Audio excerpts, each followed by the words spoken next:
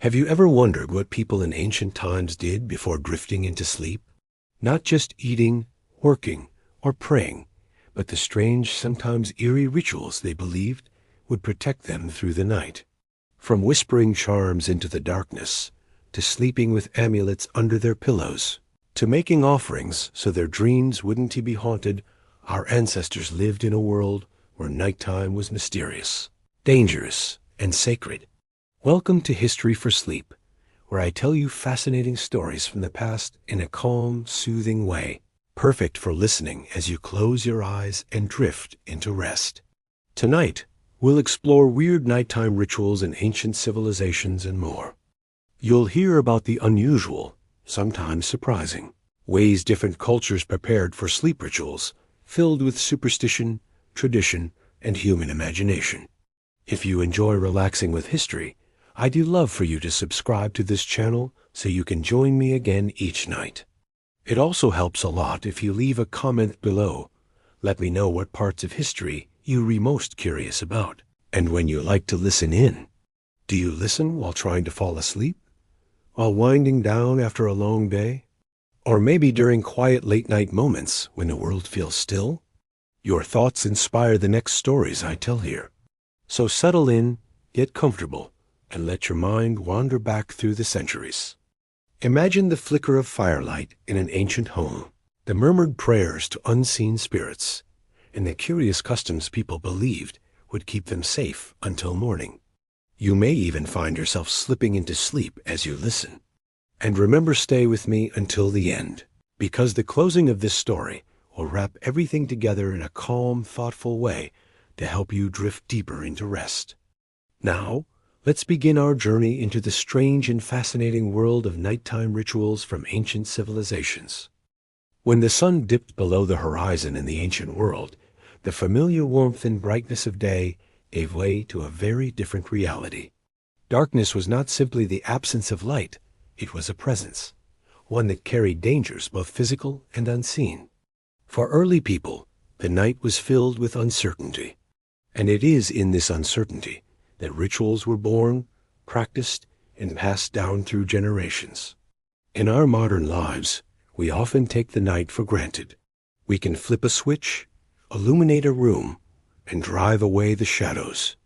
Streetlights, bedside lamps, and glowing screens mean we rarely experience true, unbroken darkness. But for most of human history, once the sun had set, night was a force that could not be easily controlled. Firelight, candles, or oil lamps provided only a fragile circle of safety, leaving the wider world shrouded in mystery. For ancient people, those mysteries were filled with both real dangers and imagined threats. The natural dangers of the night were obvious. Predators hunted under cover of darkness, thieves could move unseen, and sudden storms might strike when families were most vulnerable. A wild animal approaching a village in the night could mean disaster. A stranger lurking in the shadows might bring harm. Even the simple act of walking outside after sunset carried risks, with unseen obstacles waiting to trip the traveler or twist an ankle. But beyond these tangible dangers, the night carried spiritual weight. Nearly every culture in antiquity imagined that unseen forces roamed the darkness. Spirits of the dead, mischievous demons, or even gods themselves were thought to stir when the human eye could no longer pierce the gloom. To sleep unprotected was to risk exposure to these forces. The body might rest, but the soul was thought to wander, and what it encountered could shape a person's health, fortune, or very future. For these reasons, societies across the world developed nighttime rituals, not only to guard against what could be heard in the rustling leaves or distant howls, but also to shield against what could not be seen at all. Rituals became the invisible armor of the night, woven out of words, gestures, and objects believed to carry power. Imagine a small Mesopotamian household thousands of years ago. As darkness fell, parents might whisper incantations near the doorway, asking the gods to keep demons away. Small figurines carved of clay or stone could be placed beside the bed, guardians in miniature, their fierce expressions meant to frighten away malevolent forces. For the family inside, such objects provided comfort, a sense that they were not helpless against the vast unknown beyond their walls. Or consider a village somewhere along the Nile. The Egyptians did not see night simply as danger, but also as a time of transition, a passage into the realm of dreams where the gods themselves might speak. Still, before closing their eyes, families made use of amulets shaped like scarabs or ankhs, tokens believed to protect the sleeper from nightmares or spirits that might seek to disturb rest. In temples, priests conducted rituals to ensure that even pharaohs would find safe passage through the perilous hours of darkness. Across the Mediterranean, in Greece and Rome, the night was imagined as the domain of deities like Hypnos, the god of sleep, and Nyx, the goddess of night herself. Their presence was respected, even revered, but also approached with caution. Sleep was a gift, but it was not given freely. A ritual of offering, perhaps a cup of wine set aside or a whispered prayer, was a way of acknowledging these forces and asking for their favor. But not all rituals were grand or elaborate. Sometimes the simplest acts carried the deepest meaning. A child being sung to sleep with a lullaby was not merely being calmed, it was also a ritual, a weaving of protective words meant to soothe both spirit and body. A circle of salt drawn near a doorway, or the act of crossing oneself before lying down, were gestures small in effort, but vast in symbolic power. What unites all of these practices is the shared human experience of vulnerability at night. Darkness magnifies uncertainty. The rustling of leaves can sound like a spirit's approach, the cry of an animal like an omen. Without the ability to see clearly, the imagination takes hold, and it is in this space between reality and imagination that rituals found their home. It is fascinating to consider how similar these fears were across continents and centuries. Whether in the deserts of Mesopotamia, the valleys of Egypt, or the forests of northern Europe, people felt the same unease when the sun dipped below the horizon. And though the details of their rituals differed, the words they spoke, the objects they trusted, the gods they invoked, the underlying purpose was the same: to feel safe enough to surrender to sleep. For sleep itself was not a small matter. In ancient thought, falling asleep was not merely resting, it was a kind of temporary death, a surrender of consciousness that left one vulnerable. Some cultures believed the soul left the body in dreams, wandering through unseen realms before returning at dawn. To protect the body during this absence, rituals were essential. These nighttime practices were more than superstition. They were a way of creating order in a world that could so easily descend into chaos.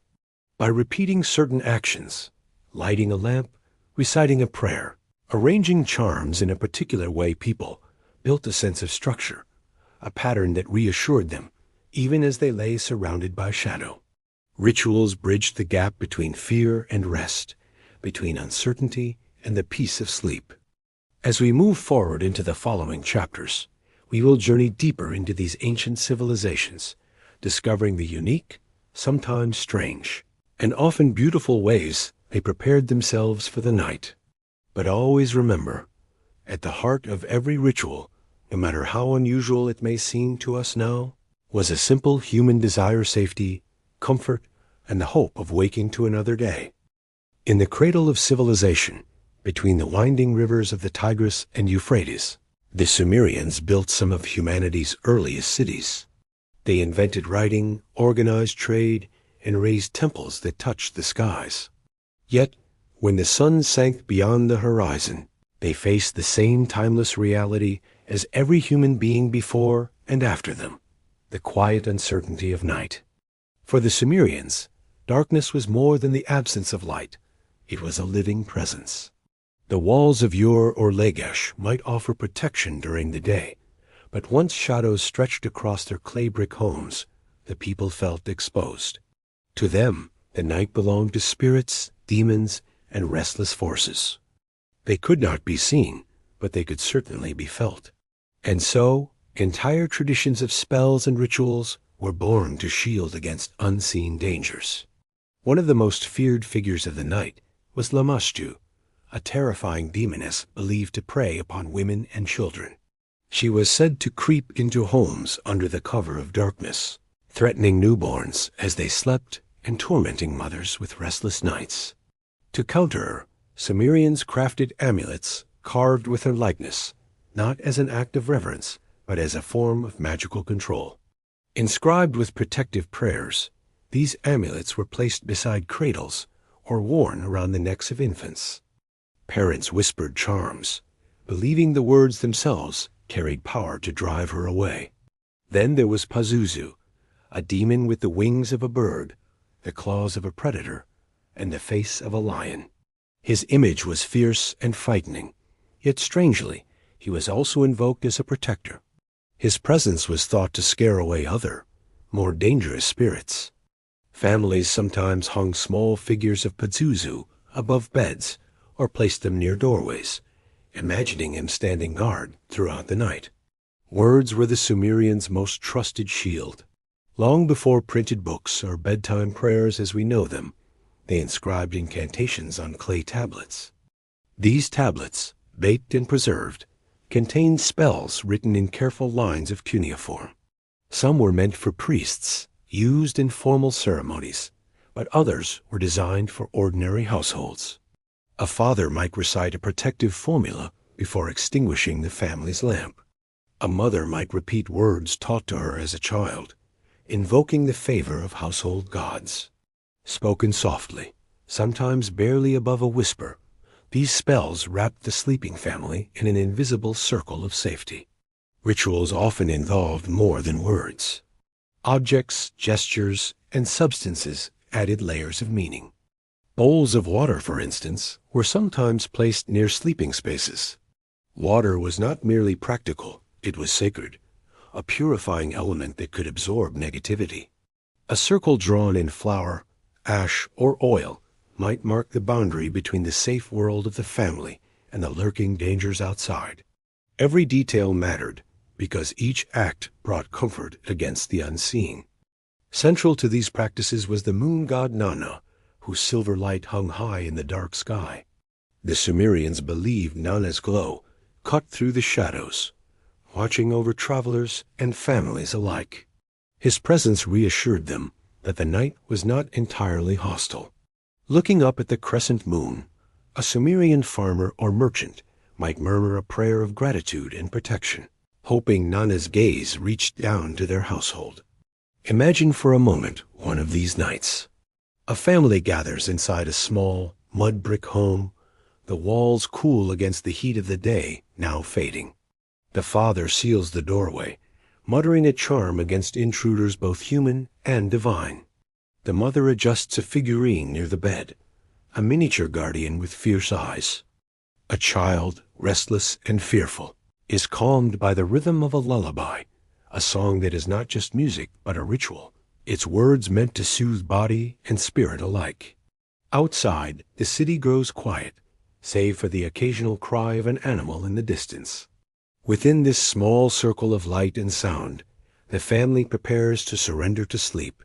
These customs remind us that rituals are as much about emotion as they are about belief. The Sumerians lived in a world where death, disease, and uncertainty were constant companions. By performing spells, reciting incantations, and arranging protective objects, they created a sense of order in the face of chaos. Rituals gave them a measure of control, however fragile, and that control allowed them to rest. Interestingly, these practices were not entirely unique to Sumer. They laid the groundwork for traditions that echoed through centuries. Later civilizations, Babylonian, Assyrian, and beyond, would adopt and adapt the same incantations, carry the same amulets, and fear the same spirits. What began in summer cities became part of a wider Mesopotamian heritage of nighttime ritual. We might smile at the idea of demons lurking at the bedside, yet in our own ways, we continue the tradition. Today, we check the locks, turn on nightlights, or whisper a bedtime prayer. The details may differ, but the impulse is the same, to create a sense of safety in the stillness of night. As you listen and drift, let yourself picture those ancient families' ordinary people, not so different from us, whispering words into the dark and placing their trust in rituals. Their fears were real, their solutions imaginative, and their nights filled with the same longing we feel today, to rest peacefully and wake to the light of a new day. The Babylonians inherited much from the Sumerians, yet they built upon those foundations with an imagination all their own. Their empire rose along the same fertile plains where the Tigris and Euphrates rivers carried life through the land. From their great city of Babylon, with its towering ziggurats and bustling markets, the Babylonians observed the world around them with wonder and concern. For them, the night was not simply a time to rest. It was a sacred passage into another realm. Where the Sumerians focused much of their energy on protection from demons, the Babylonians carried those practices forward, but gave equal attention to dreams. To them, dreams were not idle illusions or fleeting images. Dreams were messages from the gods, omens of events yet to unfold, or warnings to be heeded. A dream could change the course of a life. Because of this, the hours of the night were carefully prepared, with rituals meant not only to guard against danger, but also to invite wisdom. One of the most fascinating remnants of Babylonian culture comes to us in the form of dream tablets. These clay records, inscribed with cuneiform symbols, served as early manuals of dream interpretation. They listed common dream images and their meanings, turning the mysterious world of sleep into a language that could be read and understood.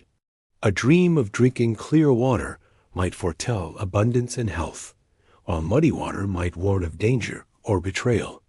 Seeing a lion could signal bravery and strength, or depending on context, a powerful enemy. These interpretations varied, but the belief remained constant. The God spoke through the dream world. Because dreams mattered so greatly, Babylonians took care in how they prepared for sleep. A person might wash before bed, not only to refresh themselves, but as an act of purification. The washing symbolized leaving behind the dust of the day, cleansing the body and soul, so that one entered the night in a state of readiness. Some families burned incense, letting the smoke drift upward in curling patterns that carried prayers with it. Others placed amulets by their bedsides, small tokens inscribed with protective words, believed to shield the sleeper's soul as it wandered into divine realms. Temples also played a vital role. In Babylon, priests practiced a tradition called incubation, in which people would sleep within sacred spaces to receive direct messages from the gods. Imagine lying down in a temple courtyard, a massive ziggurat looming above, priests chanting nearby, the faint glow of oil lamps flickering against carved stone walls. Here, sleep was not private but sacred. Worshippers hoped that by resting in the presence of a god, their dreams would reveal guidance, perhaps a cure for illness, an answer to a troubling decision, or reassurance for the future. But not all dreams were welcome.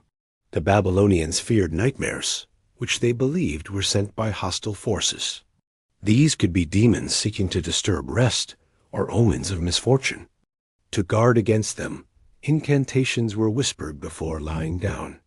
Many invoked the power of Marduk, Babylon's chief god, protector of order against chaos.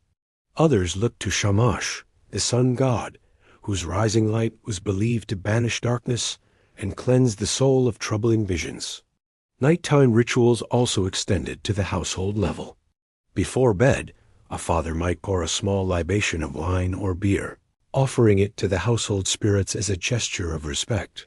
A mother might sing a gentle song, soothing her children, but also embedding protective words within the melody. These were not just lullabies in the modern sense. They were miniature prayers, chants designed to calm the spirit and secure the night. The physical arrangement of the bed itself carried meaning. Blankets were straightened, charms laid carefully near the head, and lamps positioned just so. Every movement held weight, for to neglect a ritual was to invite uncertainty. By repeating the same actions night after night, families created a rhythm, a sense of security. The ritual became as important as the sleep that followed. What makes Babylonian rituals so compelling is the balance they struck between fear and hope. On one hand, they feared the dangers of the night demons, nightmares, and the vulnerability of unconsciousness. On the other hand, they hoped for wisdom, divine messages, and even healing. The night was not only a threat, but also a gift. Through ritual, they sought to transform it into something meaningful. The echoes of these practices ripple into our own time. Even today, people keep dream journals, consult interpretations, and wonder whether certain images carry hidden significance. Modern culture still treats dreams as messages, sometimes psychological, sometimes mystical. In this way, the Babylonians remind us of the timelessness of our curiosity. Though our explanations may differ, our fascination remains the same. Picture now a quiet Babylonian household, perhaps at the edge of the great city itself. The streets outside are settling into silence, the hum of the marketplace replaced by the occasional bark of a dog or the far-off sound of footsteps on stone. Inside, the family prepares for rest. A bowl of water has been set near the doorway. Incense smolders faintly, and the father whispers a final prayer to Marduk. The children drift to sleep, their breath soft and steady, while their parents hope for dreams that bring clarity and peace. Above them, the stars shine over the city, the same stars we see today, yet to them they were gods watching, listening, and sometimes speaking through the veil of night. The Babylonians left us more than ruins and records. They left us a vision of the night as a bridge between the human and divine. Their rituals, whether whispered incantations, temple incubation, or careful dream interpretation, show a people deeply invested in the mysteries of sleep. In their eyes, the hours of darkness were not wasted. They were moments of profound potential, filled with both peril and promise. And as we continue our journey, we'll see how this theme echoes across civilizations. For in every corner of the world, people found ways to ritualize the night, sometimes to keep danger away, sometimes to invite wisdom in, but always to make peace with the vulnerable act of closing one's eyes and letting go. Along the banks of the Nile, where the river's waters nourished the land and its people, the ancient Egyptians built a civilization of astonishing beauty and mystery. Their towering pyramids, ornate temples, and delicate papyri all speak of a culture deeply invested in the unseen. Yet beyond their grand monuments and ceremonies, Egyptians also carried with them intimate, personal rituals meant to protect them in the quiet hours of night. To the Egyptians, sleep was never a simple act. It was a moment of transition, a temporary journey into another realm. They believed that the soul, or Ba, could leave the body while one slept, wandering through the realms of gods, ancestors, and spirits. Because of this, the night was both dangerous and full of possibility. To lie down unprotected was to risk harm not only to the body, but to the soul itself. Dreams held a particularly powerful place in Egyptian thought. Much like their Mesopotamian neighbors, the Egyptians believed that dreams could be messages from the gods.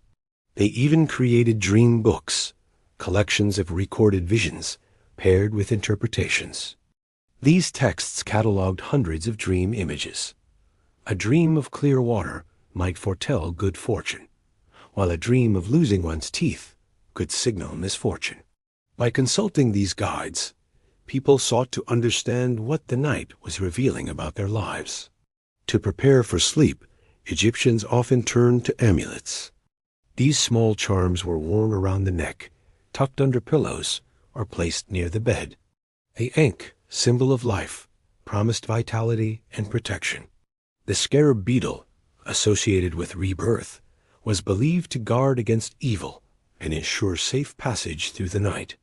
Some amulets were inscribed with prayers or protective formulas, words believed to carry power in themselves.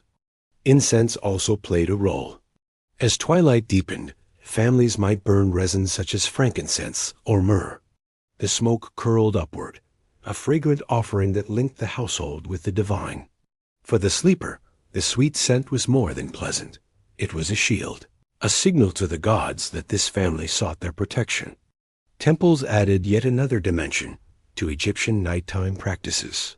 Some worshippers engaged in the practice of dream incubation, much like in Babylon. They would sleep within temple precincts, hoping to receive visions from gods such as Thoth, the god of wisdom, or Imhotep, a deified healer. These dreams were not considered random, but sacred encounters, providing guidance or even cures for illness. Priests, trained in the interpretation of symbols, acted as mediators, helping the dreamer make sense of what had been revealed. But rituals were not limited to grand temples. In ordinary homes along the Nile, people also sought divine protection. A mother might murmur a prayer to Isis, goddess of motherhood and magic, as she tucked her children into bed. A farmer might place a small offering near the family shrine, asking for a safe night and a fruitful dawn. The act of setting intentions before sleep was a way of weaving divine presence into the fabric of everyday life. It is important to remember that Egyptian religion was not purely about fear. Yes, they worried about demons and restless spirits, but they also saw the night as a sacred opportunity. To them, dreams were not just dangers to avoid, but gifts to be received. The gods communicated through dreams, offering comfort, warnings, and wisdom. Night, therefore, was not simply an obstacle, but a pathway to the divine. Imagine for a moment lying down in an Egyptian home. The clay walls are cool against the desert heat, the flicker of an oil lamp casting gentle shadows. An amulet rests nearby, perhaps a scarab carved in green stone. The air carries the soft scent of incense, curling upward in thin streams. Outside, the Nile flows steadily, its waters reflecting the moonlight. As you close your eyes, you are not just resting, you are entering a sacred journey, trusting that the gods will guide and protect you until dawn. The Egyptians' fascination with the night extended into their art and mythology. The goddess Nut, who arched across the sky as the embodiment of the heavens, was believed to swallow the sun each evening and birth it anew at dawn.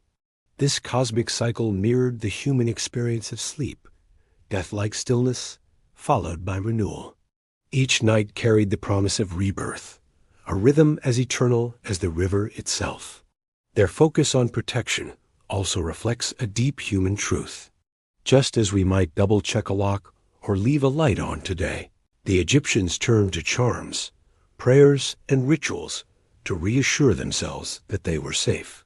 In their world, protection was not only physical but spiritual. To be guarded by the gods was to rest with peace of mind.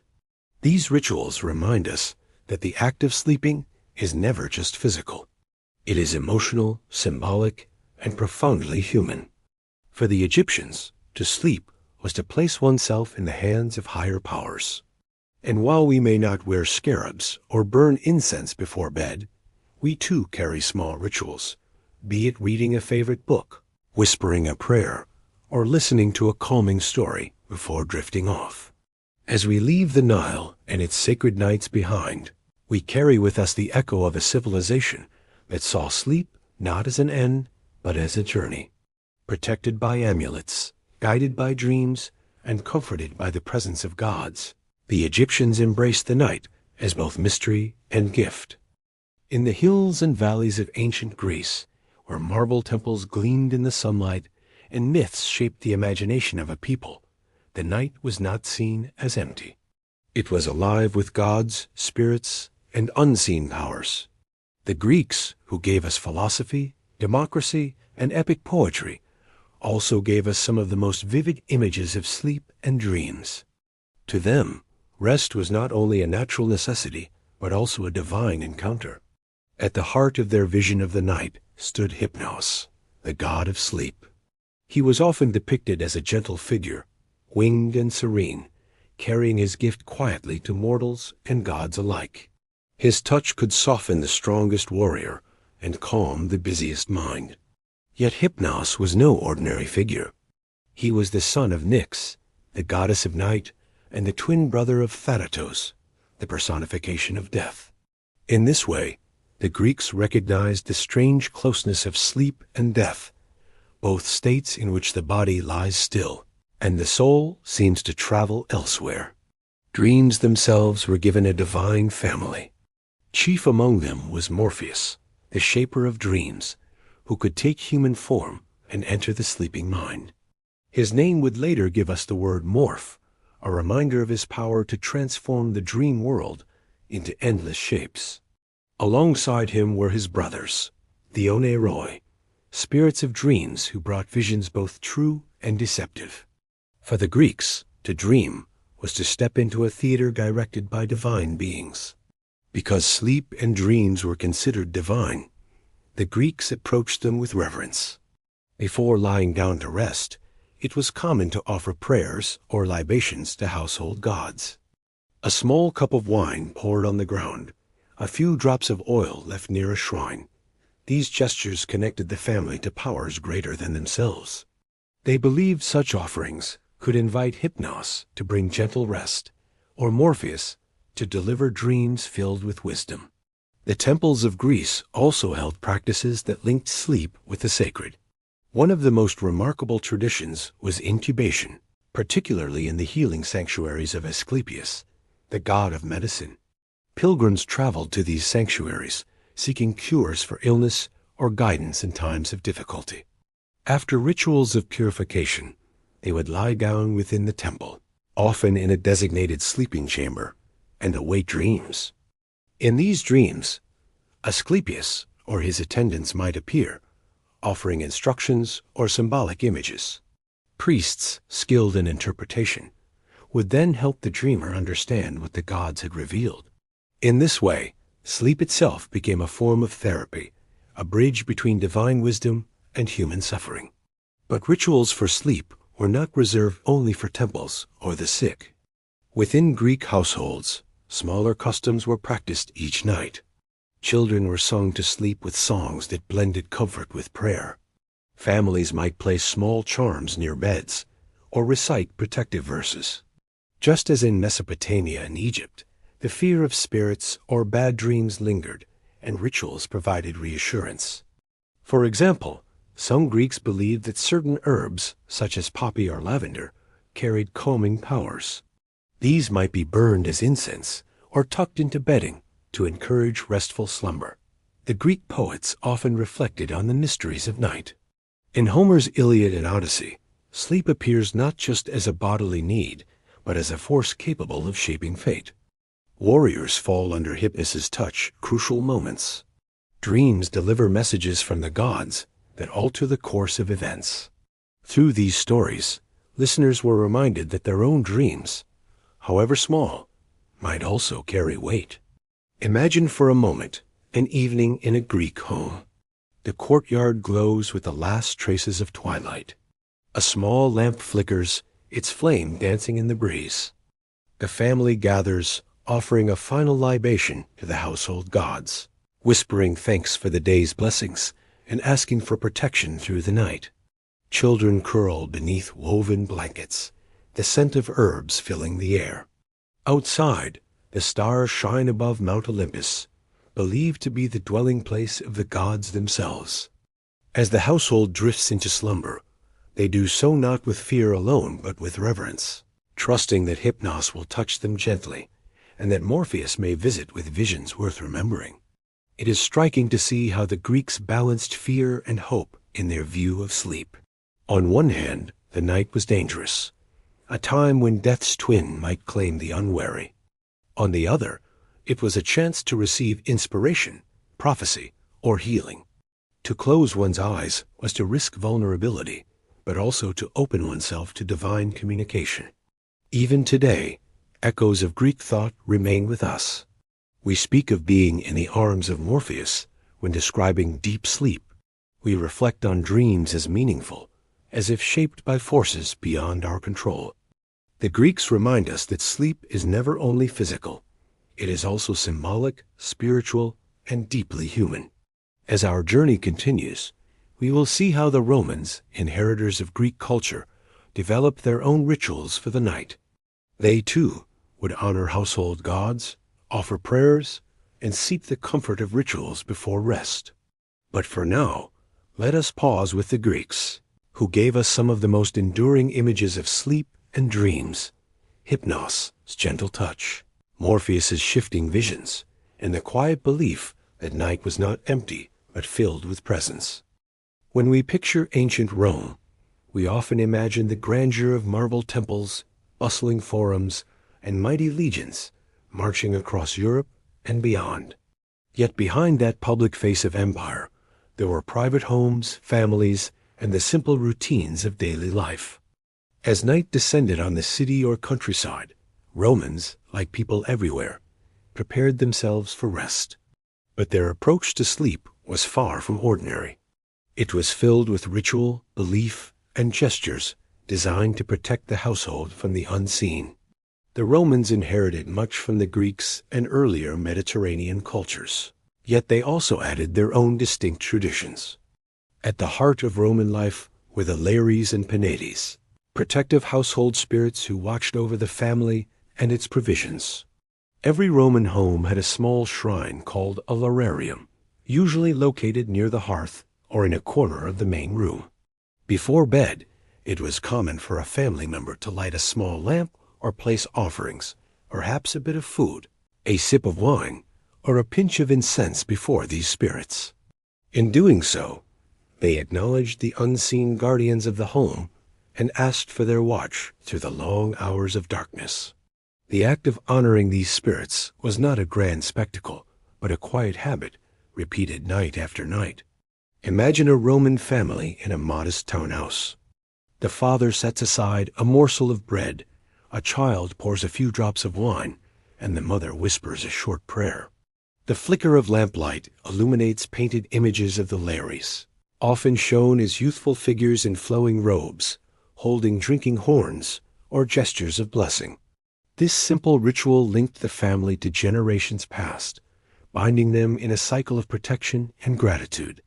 Beyond the household spirits, Romans also carried on the tradition of libations, small offerings of liquid to the gods.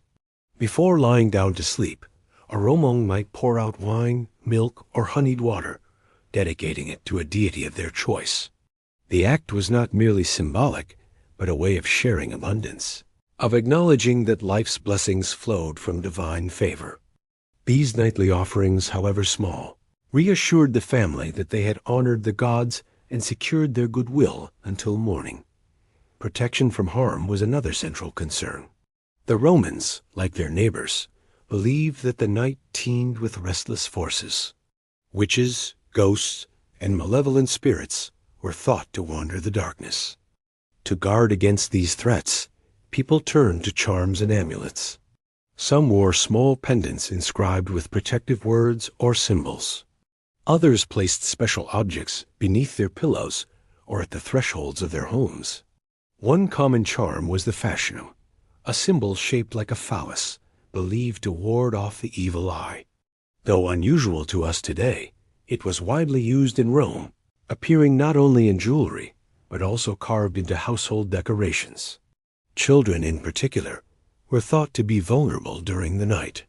To protect them, parents might tie amulets around their necks or sew charms into their clothing. Lullabies carried not only gentle melodies, but also protective words, calling upon divine favor to watch over the little ones as they slept.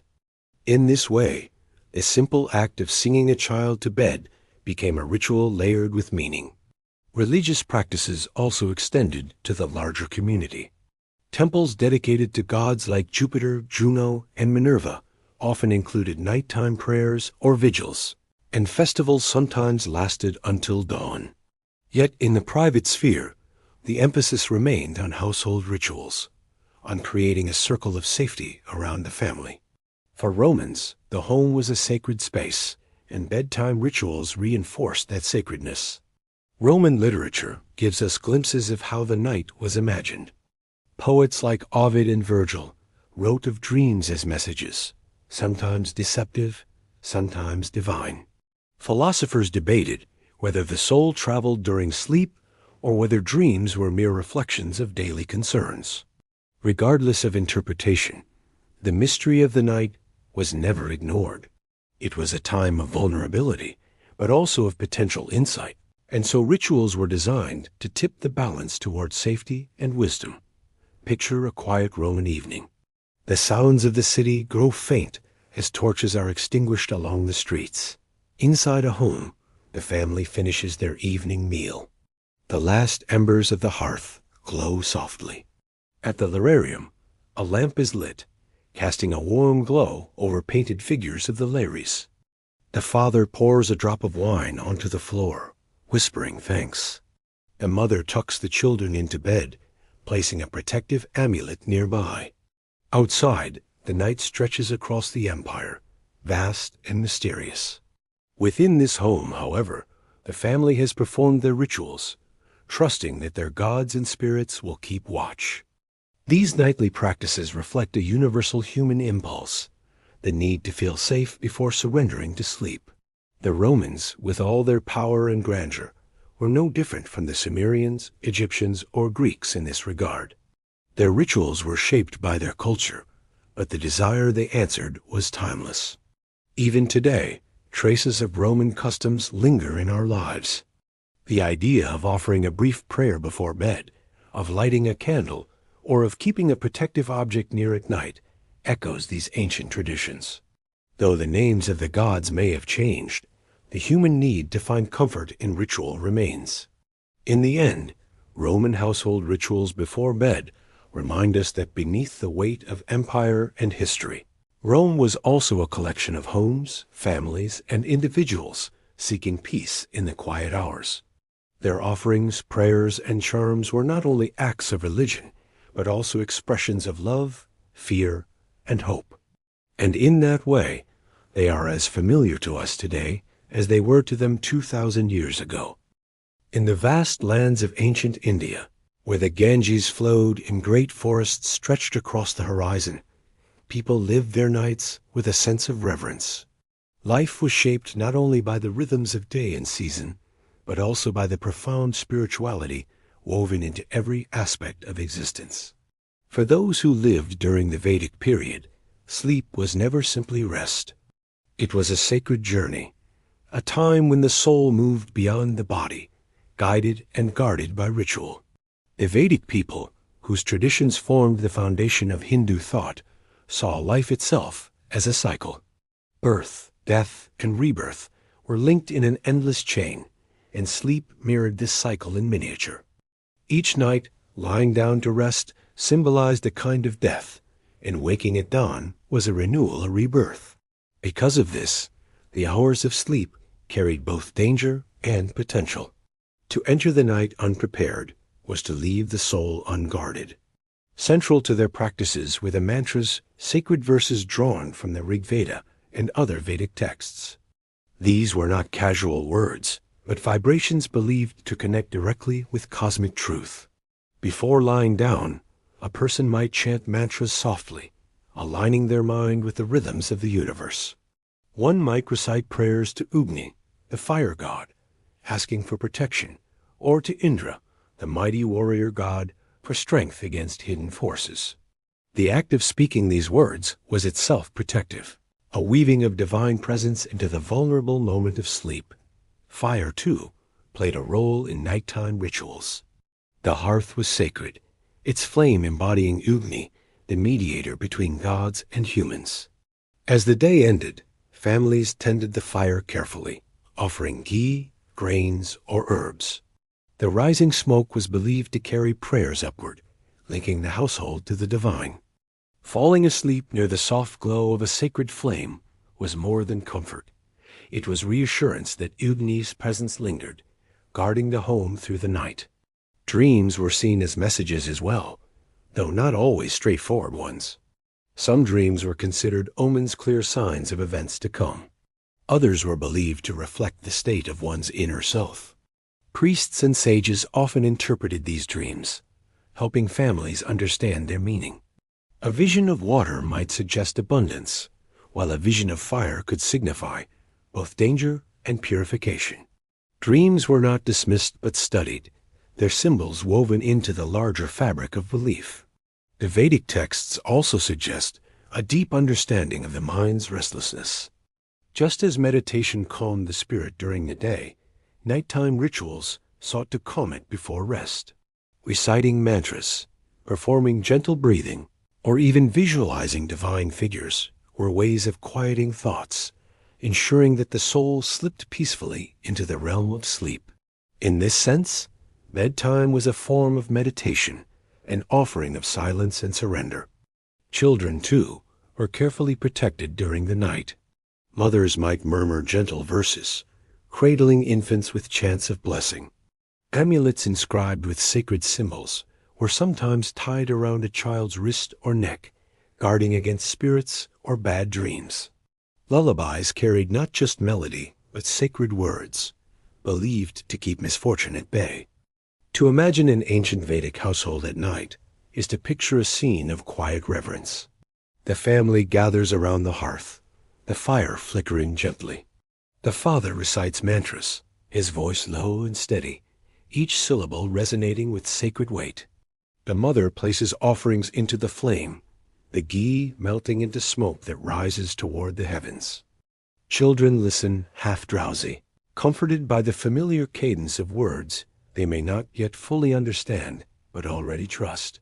Soon the family lies down on woven mats, the soft sounds of night crickets, wind, the rustle of trees blending with the memory of mantras still echoing in the air. This way of approaching sleep reflects a larger truth of Vedic thought, that the divine is present in all things. To eat, to breathe, to dream, and to sleep are all part of a sacred order. By honoring this order with ritual, people believed they aligned themselves with cosmic balance. Sleep, then, was not just a necessity for the body, but a chance to touch the eternal. Even today, echoes of these practices remain. The recitation of mantras before sleep continues in many Hindu households. The belief that dreams carry meaning persists across cultures, and the idea of calming the mind through meditation before bed has spread far beyond India's borders. What the Vedic people began thousands of years ago still shapes the way many approach rest in the modern world. As we think of their nights, we see once again how universal the desire for protection and peace is. Whether through spells in Mesopotamia, amulets in Egypt, or mantras in India, humanity has always sought to make the vulnerable hours of sleep safer and more meaningful. And in each culture, those rituals reflect the values and beliefs dearest to the people. For the Vedic people, the night was not an emptiness to be feared, but a sacred passage to be respected. Their mantras carried them across that passage, guiding the soul gently into the stillness of sleep, and with luck, returning it safely at dawn. As Buddhism spread across India, China, Southeast Asia, and beyond, it carried with it not only teachings about the end of suffering, but also a way of living that infused every part of daily life. For monks and lay people alike, the hours before sleep became an opportunity to cultivate mindfulness, to prepare the mind for rest, and to carry a sense of calm into the night. In Buddhist thought, the mind is always moving, shifting from one thought to the next. Sleep, then, is not only physical rest, but also a moment when the restless mind must be soothed. To fall asleep with anger, greed, or worry in the heart was considered harmful. Such states, it was believed, could carry into dreams and even into the next day, shaping one's karma. Because of this, nighttime rituals developed that aimed not at warding off demons, but at transforming the state of the mind. One of the most important practices was chanting. In monasteries, monks would gather in the evening to recite sutras, sacred texts spoken in rhythmic unison. These chants, often in Pali or Sanskrit, filled the halls with a steady, almost hypnotic sound. For those who listened, the vibration of voices created a deep sense of stillness. Chanting was not only a reminder of the Buddha's teachings, but also a method of clearing the mind before lying down. Common among these recitations was the Metta Sutta, the discourse on loving kindness. By reciting verses that wished happiness, safety, and peace for all beings, practitioners sought to end the day with compassion. To wish well for others before sleep was to cultivate a heart free of bitterness, opening the way for calm rest. Similarly, the three refuges taking refuge in the Buddha, the Dharma, the teaching, and the Sangha, the community, were often recited, reaffirming faith and grounding the practitioner in what was good and true. Lay people, too, adopted these rituals. In homes across Buddhist lands, families gathered before small household shrines. A lamp might be lit, incense burned, and offerings of fruit or flowers placed before a statue of the Buddha. Children and parents would bow together, reciting short chants they had memorized since childhood. These nightly acts were not elaborate, but they carried a profound weight, reminding the family to let go of the troubles of the day and prepare for peaceful sleep. Another common practice was meditation. While chanting calmed the group, meditation brought calmness to the individual. Monks often meditated before bed, focusing on the breath, the rise and fall of the body, or a simple mental image, such as a candle flame. This practice allowed the mind to settle, releasing the day's distractions. Some meditators visualized spreading loving kindness outward, imagining waves of goodwill flowing from themselves to their family, community, and the wider world. To fall asleep with such thoughts was considered deeply beneficial, planting seeds of compassion in both dreams and waking life. Dreams themselves were given careful attention. In Buddhist tradition, some dreams were believed to reflect the state of one's mind, while others carried symbolic meaning. A mind full of anger might produce disturbing dreams, while a mind calm and compassionate might rest in peace. Although not always considered messages from gods, dreams could still offer lessons, showing the practitioner where the mind was unsettled or where growth was needed. The Vinaya, the monastic code, even included guidelines for sleep. Monks were encouraged to rest moderately, avoiding both indulgence and deprivation. Too much sleep led to laziness. Too little harmed the body and clouded the mind.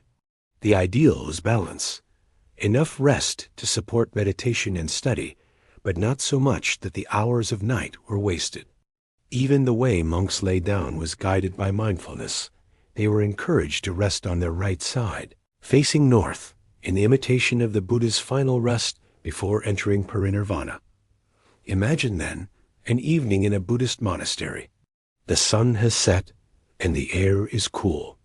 Monks gather in the main hall, their robes rustling softly as they take their seats.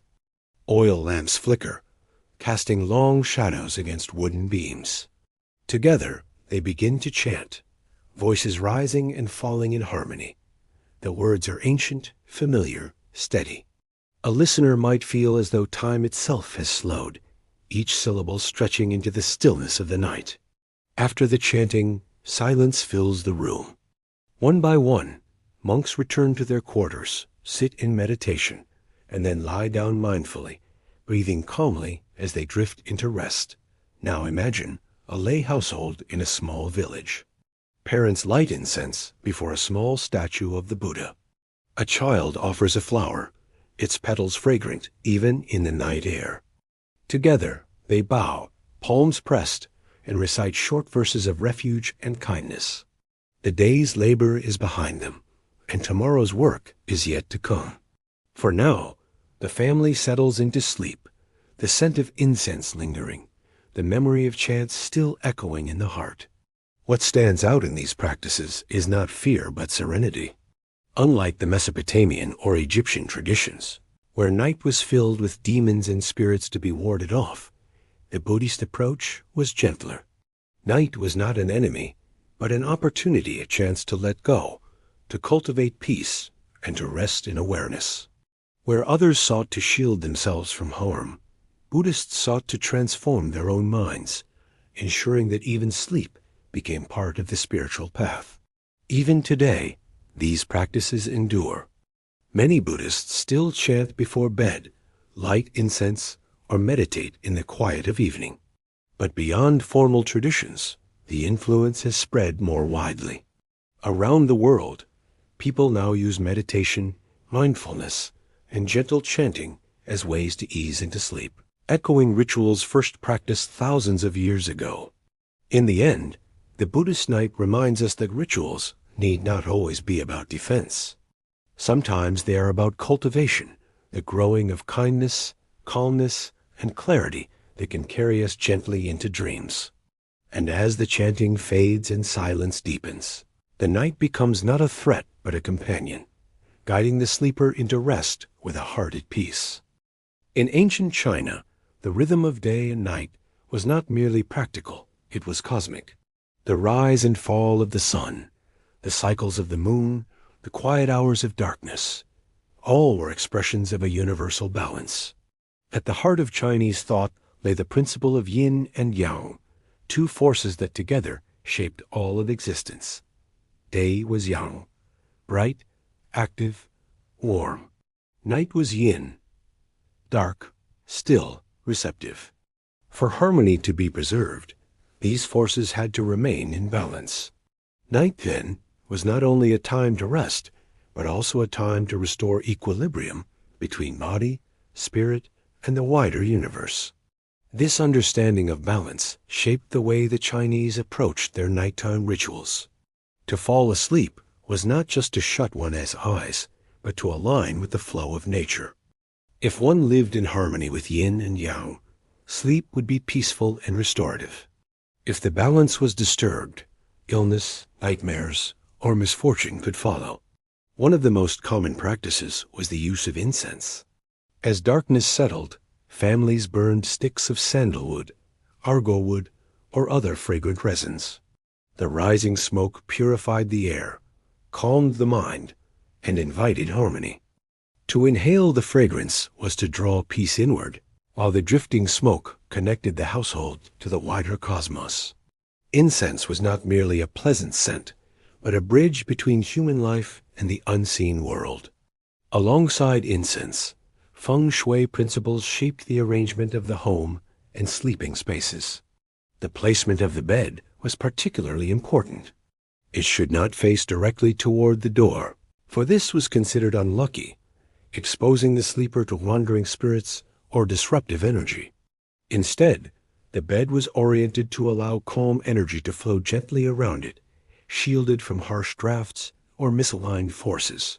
Even the smallest details, the position of windows, the placement of furniture, were chosen with care, ensuring that the yin energy of night was properly balanced. Amulets and charms also found their place in the nighttime world. Jade, considered a stone of purity and protection, was often kept near the bed or worn on the body.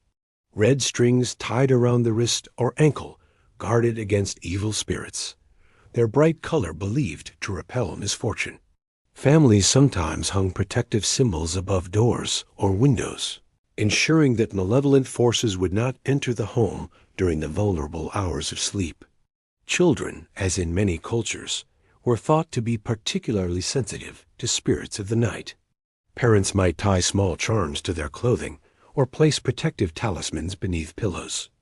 Lullabies soothed not only the child, but also the unseen forces that might hover nearby, persuading them to leave the little one in peace.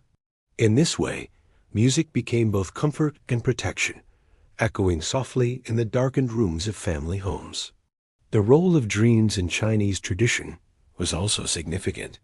Influenced by both popular belief and early Taoist and Confucian thought, dreams were seen as journeys of the spirit. During sleep, the unwind aspect of the soul was believed to wander beyond the body, traveling through realms unseen. Some dreams were understood as reflections of daily life, while others were considered omens or divine messages. To prepare for such journeys, rituals of calmness were essential. A restless mind might lead to troubling dreams, while a balanced spirit could bring visions of harmony and insight. Taoist practitioners developed specific nighttime meditations. They taught followers to lie quietly, focus on breathing, and visualize energy flowing through the body's meridians. This practice not only calmed the mind, but was also believed to align internal energies with cosmic forces. Sleep, then, was not passive, but a continuation of spiritual cultivation. To rest properly was to nourish the life force, or ki, ensuring health and longevity. Imagine a household in ancient China. The courtyard is quiet, the air cooling after the heat of the day. A father lights incense, the fragrant smoke curling toward the stars. A mother arranges the bed so that it rests in harmony with the flow of the room, making sure no harsh lines point toward the sleeper. A child, drowsy and safe, clutches a small jade charm tied with red string. The family bows briefly before their household shrine, offering thanks and seeking peace. Soon, the house grows still, the balance of yin restored, the family drifting gently into dreams. In the countryside, where farmers rose early with the sun, these rituals held additional importance. Hard labor demanded restorative rest, and families relied on harmony with the natural world. To ignore the cycles of yin and yang was to invite illness or misfortune. To live in step with them was to ensure both prosperity and peace. Thus, even the simplest rituals, a stick of incense, a whispered prayer, a careful placement of a bed, carried deep significance. What is striking in the Chinese approach is the emphasis on harmony rather than fear. Unlike some traditions that focused on warding off demons or protecting the body from harm, the Chinese rituals sought to create balance. Night was not an enemy, but a counterpart to day. Darkness was not evil, but essential, the stillness that made renewal possible. In this way, their practices remind us that rituals are not only defenses, but also expressions of connection to nature, to family, and to the greater whole of existence. Even today, the influence of these traditions continues. Feng Shui remains widely practiced, with special attention given to sleeping spaces. Incense is still burned before bedtime prayers in many Chinese households. And the idea of yin and yang continues to shape how people think about health, rest, and balance. Though the world has changed, the search for harmony at night remains. As we reflect on the Chinese view of the night, we see again the universality of the human experience. No matter the culture, people have always sought peace in the vulnerable hours of darkness. Yet the ways they pursued it were shaped by their deepest values. For the Chinese, that value was balance, the eternal dance of yin and yang, guiding every sunrise and every twilight, every waking moment and every dream. In the islands of ancient Japan, the night carried both beauty and unease. By day, the land was alive with the rhythms of farming, fishing, and the ceremonies of community life. But when the sun dipped behind the mountains and the world fell into shadow, the Japanese imagined a realm where unseen creatures stirred. The darkness was not empty. It was filled with beings from folklore, spirits, phantoms, and demons known collectively as yokai. To sleep safely in such a world, families developed rituals that were part belief, part habit, and entirely human in their search for peace. Among the most feared of these spirits were the Oni, horned demons often depicted with terrifying strength. Though they appeared most vividly in festivals and stories, they were also imagined as threats in the unseen night. More subtle were the yurei, restless spirits of the dead who lingered near the living, sometimes slipping into dreams. And then there were the mischievous yokai fox spirits, shapeshifters, or shadowy figures that could cause trouble for travelers or disturb the sleep of the unwary. Against such presences, rituals became the family's first defense. One of the most enduring protective tools was the use of ofuda, paper charms inscribed with sacred words or symbols. Families obtained these charms from Shinto shrines or Buddhist temples, believing that they carried divine protection. An ofuda might be placed above the doorway, attached to a bedpost, or tucked beneath a pillow. Its presence was thought to repel malicious spirits, acting as a spiritual shield through the night. Alongside charms, ritual cleanliness played an important role. In Japanese thought, impurity invited misfortune, while purity created protection. Before bed, families often washed carefully, removing the dirt of the day. In temples, monks performed purification rites with water or salt, extending the principle into sacred practice. Even the act of sprinkling a small pinch of salt near the entrance of a home could be seen as a safeguard, discouraging harmful spirits from entering. Children were especially vulnerable, and so lullabies became a form of protection as much as comfort. Sung in soft voices, these songs sometimes carried warnings to unseen forces, reminding them to stay away. The melodies soothed the child, while the words layered with cultural meaning created a protective barrier. Parents might also place small talismans near the child's bedding, ensuring that yokai would not disturb their dreams. Buddhist traditions added another layer to nighttime rituals. Monks and lay people alike often recited short chants or mantras before bed. One of the most common was the Nembutsu, the recitation of the name of Amida Buddha. By calling on Amida's compassion, the faithful believed they were surrounded by protective presence. These chants, spoken softly in the stillness of evening, calmed the heart and steadied the mind, much like the metta prayers in other Buddhist lands. The Japanese also turned to seasonal festivals that acknowledged and contained the power of spirits. During the summer Ogun festival, families welcomed the spirits of ancestors, lighting lanterns to guide them home. At night, the flickering glow of lamps and candles created an atmosphere of both reverence and reassurance.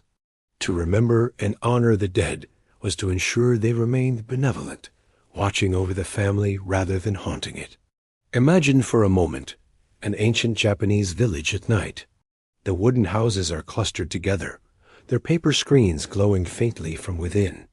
A father attaches a fresh ofuda above the doorway, ensuring the family's safety. A mother sprinkles salt along the threshold, whispering a quiet prayer. Children drift into sleep as a lullaby rises softly in the background, its words calling for peace and protection. Outside, the night deepens. The wind rustles the bamboo, and the shadows seem to move, but inside, the family rests in a circle of ritual comfort. In the countryside, farmers often look to local kami, or spirits, tied to the land itself. Shrines dedicated to these deities stood near rice fields or rivers, and prayers before sleep might include petitions for their protection. Just as harvests depended on the goodwill of nature, so too did safe nights depend on the benevolence of unseen guardians. The Japanese relationship with night was not entirely fearful, however. Darkness also held beauty. Poets wrote of the moon's glow upon quiet water, or of fireflies drifting through the summer air. For some, the night was a time of inspiration, when dreams and reality mingled. Rituals ensured safety, but they also allowed people to approach the mystery of night with openness, finding in it not only danger, but also wonder. Even today, many of these traditions endure.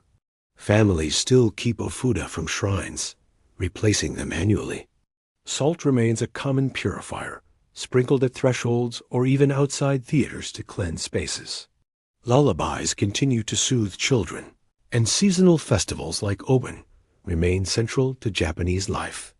Though modern life brings electric lights and city streets that never grow truly dark, the old rituals persist, linking the present to a past where night was filled with unseen presences. What makes the Japanese approach to nighttime so striking is its blend of caution and reverence. Spirits were not always enemies.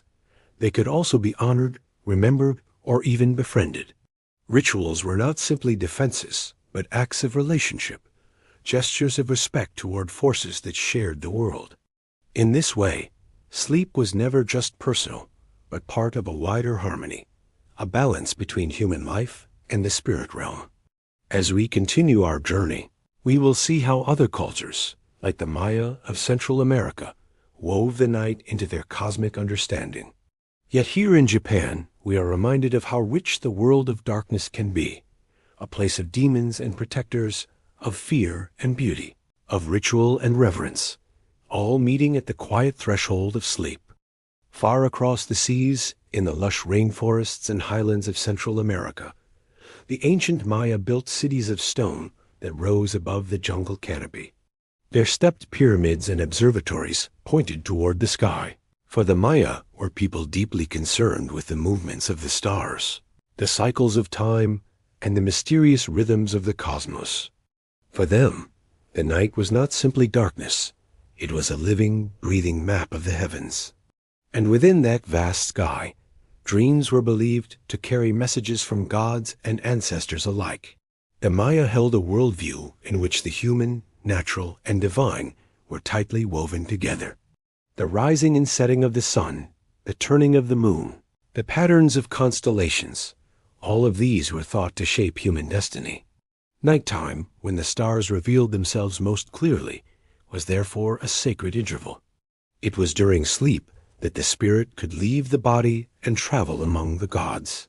Dreams, then, were not idle fancies, but vital communications, channels through which higher powers spoke. To prepare for this nightly journey, the Maya performed rituals both personal and communal. Families often lit copal incense, its fragrant smoke rising toward the heavens. Copal, derived from tree resin, was believed to purify the space and attract divine attention. As the sweet smoke filled the air, the household became a microcosm of the temple, a place where the barrier between human and divine grew thin. Parents tucked children into hammocks or mats, whispering blessings that called upon protective spirits to guide them through the night. Shamans, or spiritual specialists, played a central role in interpreting dreams. A person who experienced a vivid dream might bring it to a shaman the following day. The dream's symbols, animals, celestial bodies, or encounters with deities were read like a coded text. For example, to dream of a jaguar could mean power or danger, depending on context. A dream of corn, the staple of Maya life, might signal abundance or a warning about harvests. These interpretations were not private curiosities, but matters of community significance, for dreams were believed to reveal the will of the gods. The Maya also practiced rituals of astral alignment, linking their sleep to the wider movements of the sky.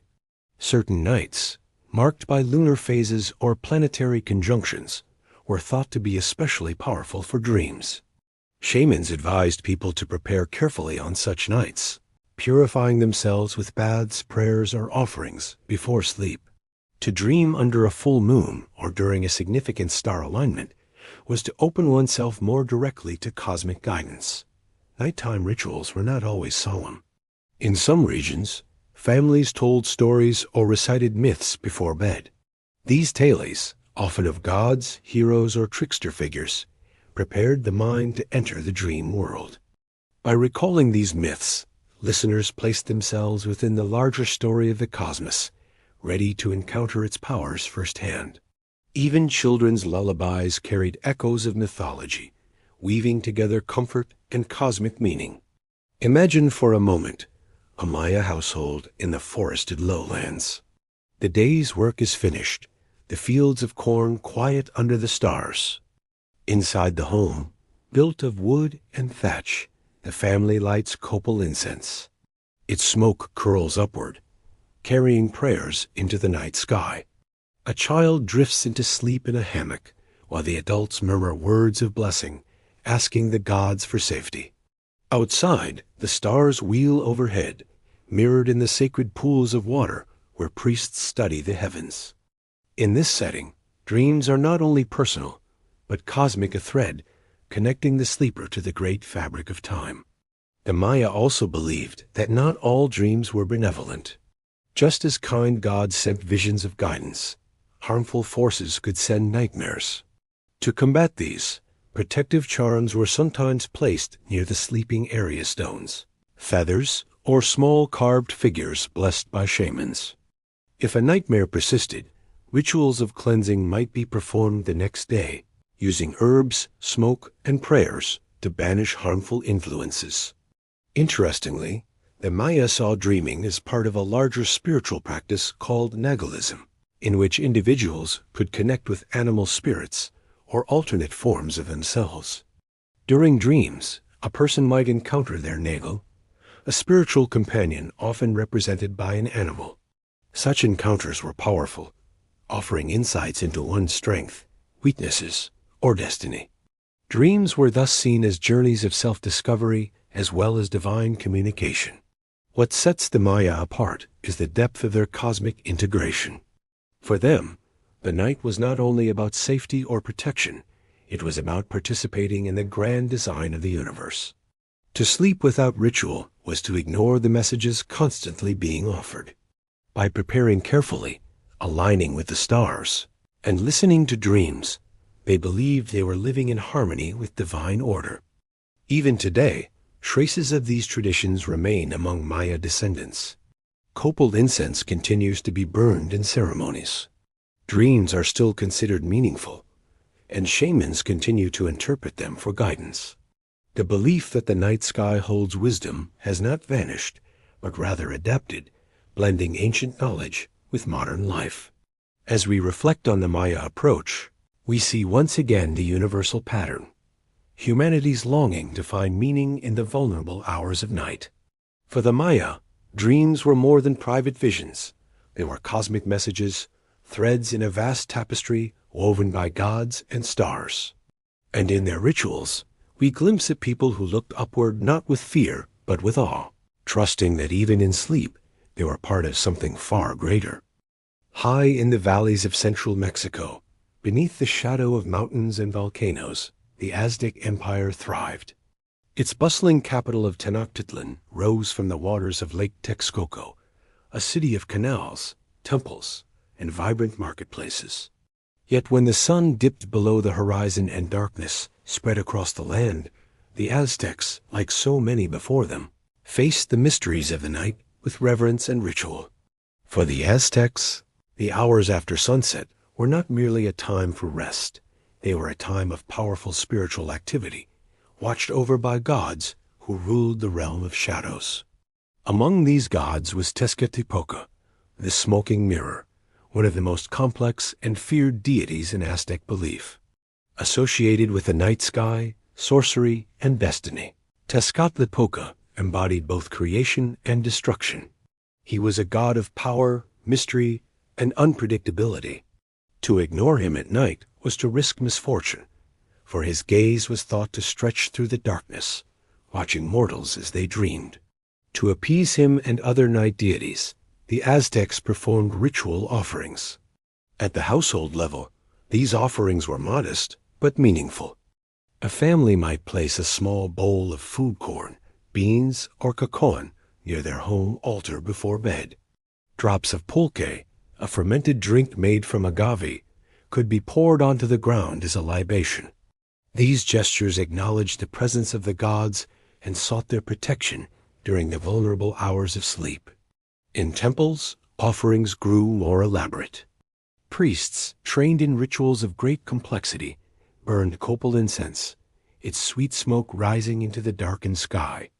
The curling patterns of smoke symbolized prayers reaching Tezcatlipoca, who was often depicted holding a smoking mirror in which he saw the hidden truths of the world. On special nights, blood offerings, sometimes from a priest's own body through ritual piercing, were given as signs of devotion. The idea was that by feeding the gods, humans ensured their own safety, not just in waking life, but also in the realm of dreams. Dreams held deep meaning for the Aztecs. They believed that the soul traveled during sleep, wandering through other realms where it might encounter gods, spirits, or omens.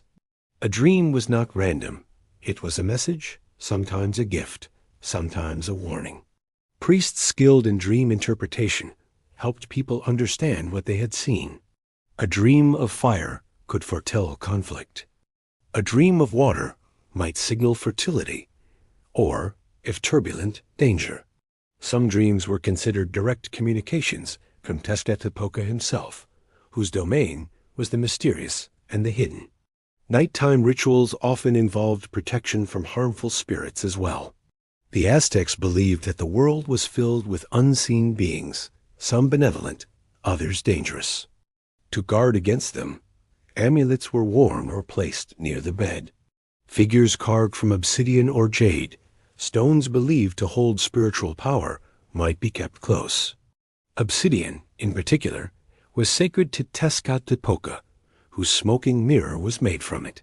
To sleep near such an object was to invoke his watchful presence, both feared and respected. Children were given special care in these rituals. Mothers often recited prayers as they laid their children to rest, calling on gods to protect them from wandering spirits. Some families drew symbolic designs near sleeping mats, circles or lines intended to create barriers against unseen forces. The night was not to be taken lightly. It was a time when the soul could be touched by forces beyond comprehension. Imagine an evening in Tenochtitlan. The day's noise has faded, the markets are quiet, and the canals lie still under the glow of the moon. In one household, the family places offerings on a small altar: a bowl of maize, a few drops of pulque, a burning stick of copal. The father whispers a prayer to Tezcatlipoca, asking for protection. The mother lays charms near the children's mats. Outside, priests at the great temple tend to fires, their chants rising into the night. Smoke drifts upward, carrying the prayers of the city to the gods above. Within the home, the family lies down, trusting that their rituals will keep them safe until dawn. Yet the Aztec relationship with the night was not only fearful, it was also deeply cosmic. They saw the stars above as divine beings, each constellation tied to myth and meaning. The Milky Way was envisioned as a celestial river, a path along which spirits traveled. Night was the time when this cosmic map was most visible, when humans could feel most connected to the wider universe. To sleep under the gaze of Tezcatlipoca was to acknowledge one's place in this vast, mysterious order. The balance of fear and reverence defined Aztec nighttime practices. They recognized the night as a realm of danger, filled with spirits and uncertainty. Yet they also embraced it as a sacred space, where gods communicated and destinies unfolded. Through offerings, prayers, and protective rituals, they sought not to banish the night, but to live within it, acknowledging both its peril and its power. Even today, echoes of Aztec tradition remain in parts of Mexico. Copal incense is still burned in ceremonies.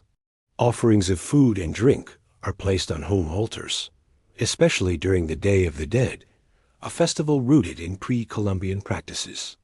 The belief that dreams hold meaning, that night connects us to ancestors and unseen forces, continues to shape cultural memory. As we leave the world of the Aztecs, we are reminded once more of the universality of ritual. Whether in Mesopotamia, Egypt, China, or Mexico, people have always approached the night with both caution and reverence. For the Aztecs, the presence of Tezcatlipoca and the lords of the night made the hours of darkness sacred. To rest was to enter his domain, and only through ritual could one hope to pass the night safely and awaken renewed. High in the towering Andes, where clouds drift across snow-capped peaks and valleys, echo with the sounds of flutes and drums, the Inca Empire rose.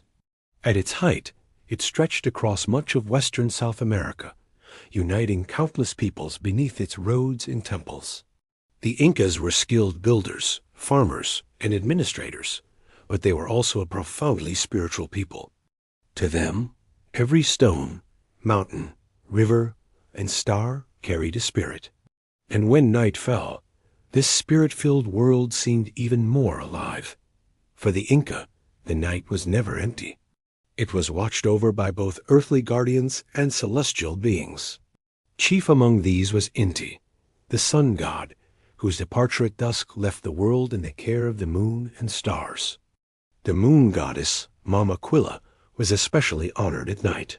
She was both protector and timekeeper, guiding the people through lunar cycles that marked festivals, harvests, and rituals. To sleep under her glow was to rest beneath her watchful care. But the Inca also believed that the land itself, the Apis, or sacred mountains, were living beings. These towering peaks were not only physical guardians, but spiritual ones. At night, people prayed to the Apis, asking them to shield their villages and families from danger. Offerings of coca leaves, chicha, a fermented corn drink, or small figurines were left on altars at the base of mountains or within homes.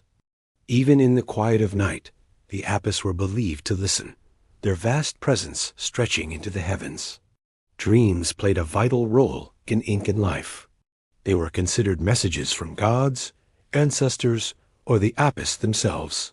Shamans and spiritual leaders, often called amayudas, interpreted these dreams, guiding families and communities based on their meanings. A dream of a condor might symbolize a connection to the heavens, while a dream of a snake could represent wisdom or, at times, hidden danger.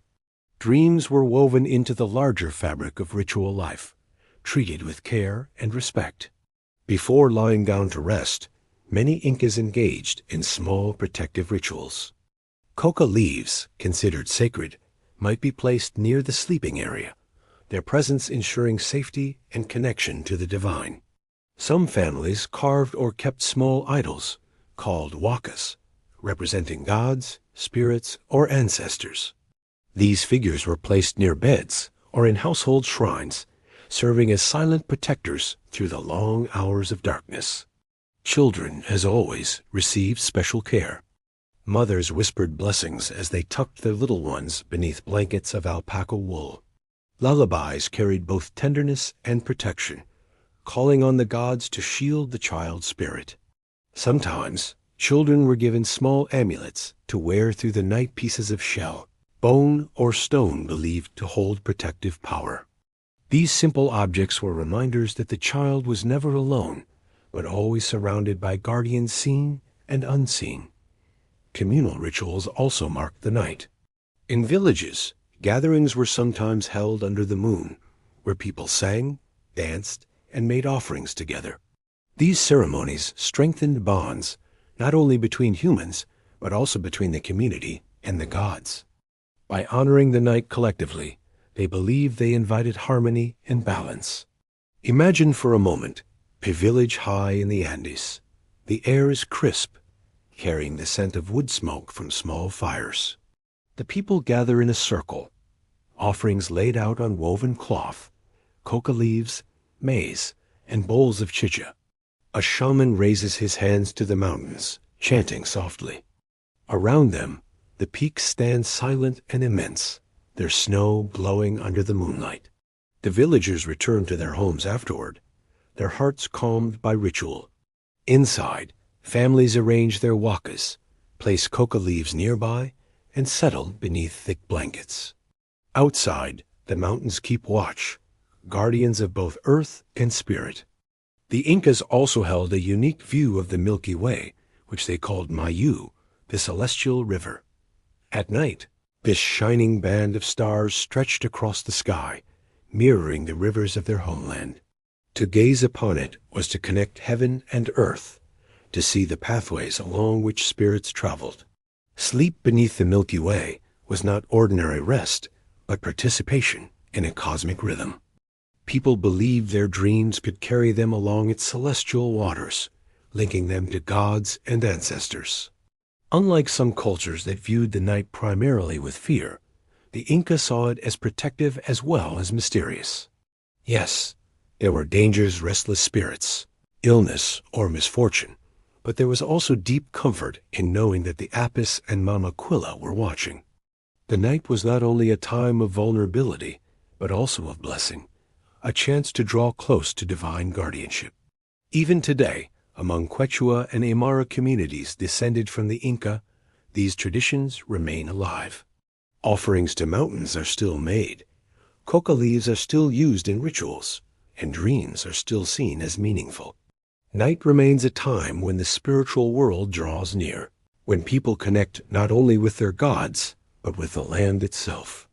As we leave the Andes behind, we carry with us the image of families sleeping beneath the gaze of snow-capped mountains, watched over by the moon and stars, their dreams filled with the voices of gods and ancestors. For the Inca, the night was not something to endure, but something to embrace, a sacred time when the world of humans and the world of spirits touched. Across the forests, plains, deserts, and rivers of North America, Countless indigenous nations lived in harmony with the land. Their cultures were diverse, each with its own stories, rituals, and traditions. Yet one theme was nearly universal. The night was a sacred time, filled with both danger and opportunity. Sleep was not only physical rest, but also a spiritual journey, one that required care and protection. For many native peoples, the world was alive with spirit. Animals, rivers, trees, and stars were not lifeless objects, but beings with power and presence. At night, when the physical world grew quiet, the spiritual world seemed to draw closer. Dreams were understood as pathways between these realms, carrying messages from ancestors, guides, or forces beyond the human eye. To prepare for this passage, families turned to rituals, songs, and sacred objects. One of the most widely recognized traditions is the dream catcher, a creation of the Ojibwe people that later spread to other nations. Crafted from a hoop of willow, strung with sinew or thread in a web-like pattern, and decorated with feathers or beads, the dream catcher was hung near the bed, especially for children. It was believed that the web would catch bad dreams and dark spirits, holding them until the morning light destroyed them. Good dreams, however, slipped gently through the center hole, gliding down the feathers to the sleeper below. To rest beneath a dream catcher was to rest under a net of protection, a reminder that the night could be navigated safely. But dream catchers were only one part of a much larger landscape of nighttime rituals. Many nations used songs as both comfort and defense. Parents sang their children to sleep with lullabies that carried not only gentle rhythms, but sacred meaning. These songs often invoked spirits, animals, or ancestors, asking them to guard the child through the night. For adults, songs and chants were also used before sleep, preparing the heart and mind to enter the dream world in peace. The importance of dreams varied across cultures, but for many, they were seen as visions carrying spiritual truth. A dream might foretell a hunt, a journey, or a change in weather. Some dreams were considered personal, guiding the individual's choices. Others were shared with elders or spiritual leaders, who interpreted their meaning for the wider community. Vision quests, a practice among several Plains nations, often began with dreams as young people sought guidance from the spirit world. In this way, dreams shaped not only personal lives, but communal paths. Protective practices also included the use of sacred herbs. Sage, cedar, and sweetgrass were commonly burned in ceremonies, their smoke purifying the air and driving away harmful forces.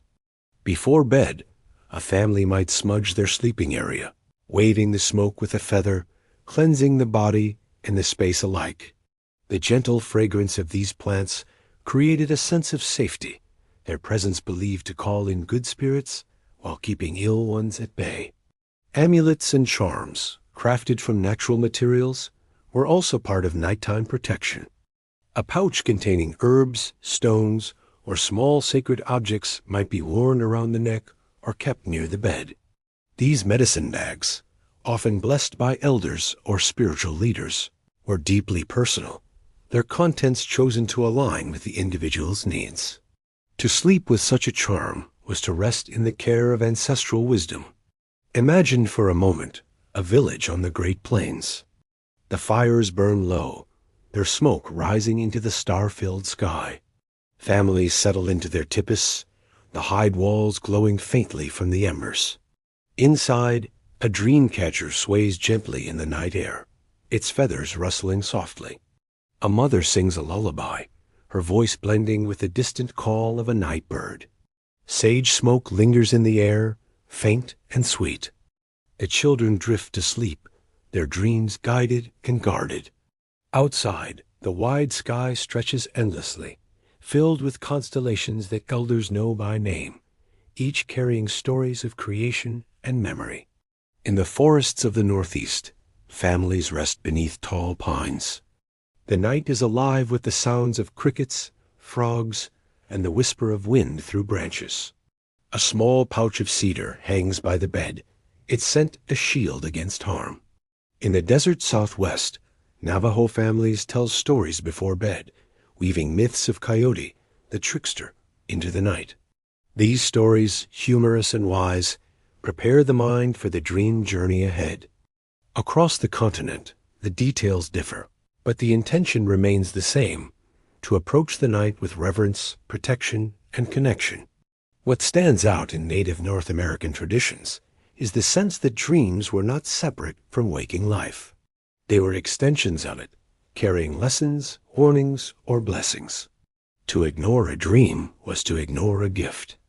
To prepare for dreams was to prepare for dialogue with the spirit world. This view gave the night profound meaning. It was not a void to be feared, but a sacred space to be engaged with. Even today, many of these traditions endure. Drum catchers, though often commercialized, still hold deep cultural meaning for indigenous peoples. Smudging with sage or cedar remains common, not only as protection, but as a way of creating sacred space. Songs continue to be sung, their melodies carrying generations of memory. For many, dreams are still honored, written down, shared, and interpreted. The night remains a time of presence, connection, and care. As we reflect on these traditions, we see again how universal the human desire for safe sleep is. Yet in Native North America, the approach was uniquely relational. Protection came not from fear of demons, but from connection with ancestors, spirits, animals, and the natural world. To rest was to be part of a larger circle, woven into the web of life. And so, with drum catchers, songs, herbs, and stories, the people of these lands entered the night not alone, but surrounded by guardians, both seen and unseen. Across the vast landscapes of Africa, from the deserts of the north to the forests of the Congo, from the savannas of the east to the shores of the Atlantic, countless cultures have developed traditions to guide and protect them through the night. Though diverse in language and custom, many of these traditions share a central belief. The night is a time when the boundary between the living and the ancestral world grows thin. To sleep, then, is not merely to rest, but to enter into a space where ancestors, spirits, and unseen forces may draw near. For many African peoples, ancestors are not gone but present, woven into the daily lives of their descendants. The night was seen as their domain, a time when their voices could be heard in dreams or felt in the quiet around the hearth. Because of this, nighttime rituals often centered on honoring and invoking the ancestors. Families left offerings of food or drink near the hearth or at small shrines within the home. A few drops of palm wine, a portion of grain, or a small piece of meat might be set aside before bed, a gesture of gratitude and respect. In return, the ancestors were believed to protect the household from harm, watching over children and guiding the family through the unseen dangers of night. Drumming and chanting also played a role in nighttime rituals. The steady rhythm of a drum was not just music, but communication, a way of calling to spirits. In some communities, drumming before sleep created a protective circle, its vibrations driving away harmful forces. Chants, often repetitive and soothing, were spoken or sung in praise of ancestors or deities. These chants calmed the heart, much like a lullaby, but they also carried spiritual weight, believed to summon protection and peace. Herbs and plants were another important safeguard. In West Africa, for example, bundles of protective herbs might be hung near doorways or placed beneath pillows. The aroma of these plants was believed to repel harmful spirits, much like sage or cedar in Native American traditions. Oils and powders prepared by healers could be applied to the body before bed, creating a shield of spiritual strength. The belief was clear. Nature itself provided the tools for protection, and the right plants held the power to guard against misfortune. Storytelling, too, was a central part of nightly life. Around fires, families gathered to hear tales of animals, heroes, and spirits. These stories were not only entertainment, but moral lessons and spiritual guidance. To fall asleep after such stories was to carry their wisdom into the dream world. Elders, who held the knowledge of generations, often ended the night with blessings, spoken softly over children and grandchildren as they drifted into sleep.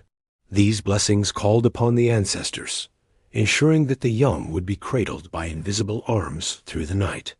Dreams themselves were treated with care. Among many African cultures, dreams were considered a form of communication, either from ancestors, spirits, or the divine. A troubling dream might prompt a ritual of cleansing the next morning, using herbs, water, or smoke to banish lingering negativity. A powerful dream might be shared with a spiritual leader who would interpret its symbols and provide guidance. Far from being dismissed, dreams were integrated into decision-making, shaping choices about travel, marriage, harvest, or community life. Imagine for a moment a small village at dusk. The sky is painted with the fading glow of the sun, and families gather around fires.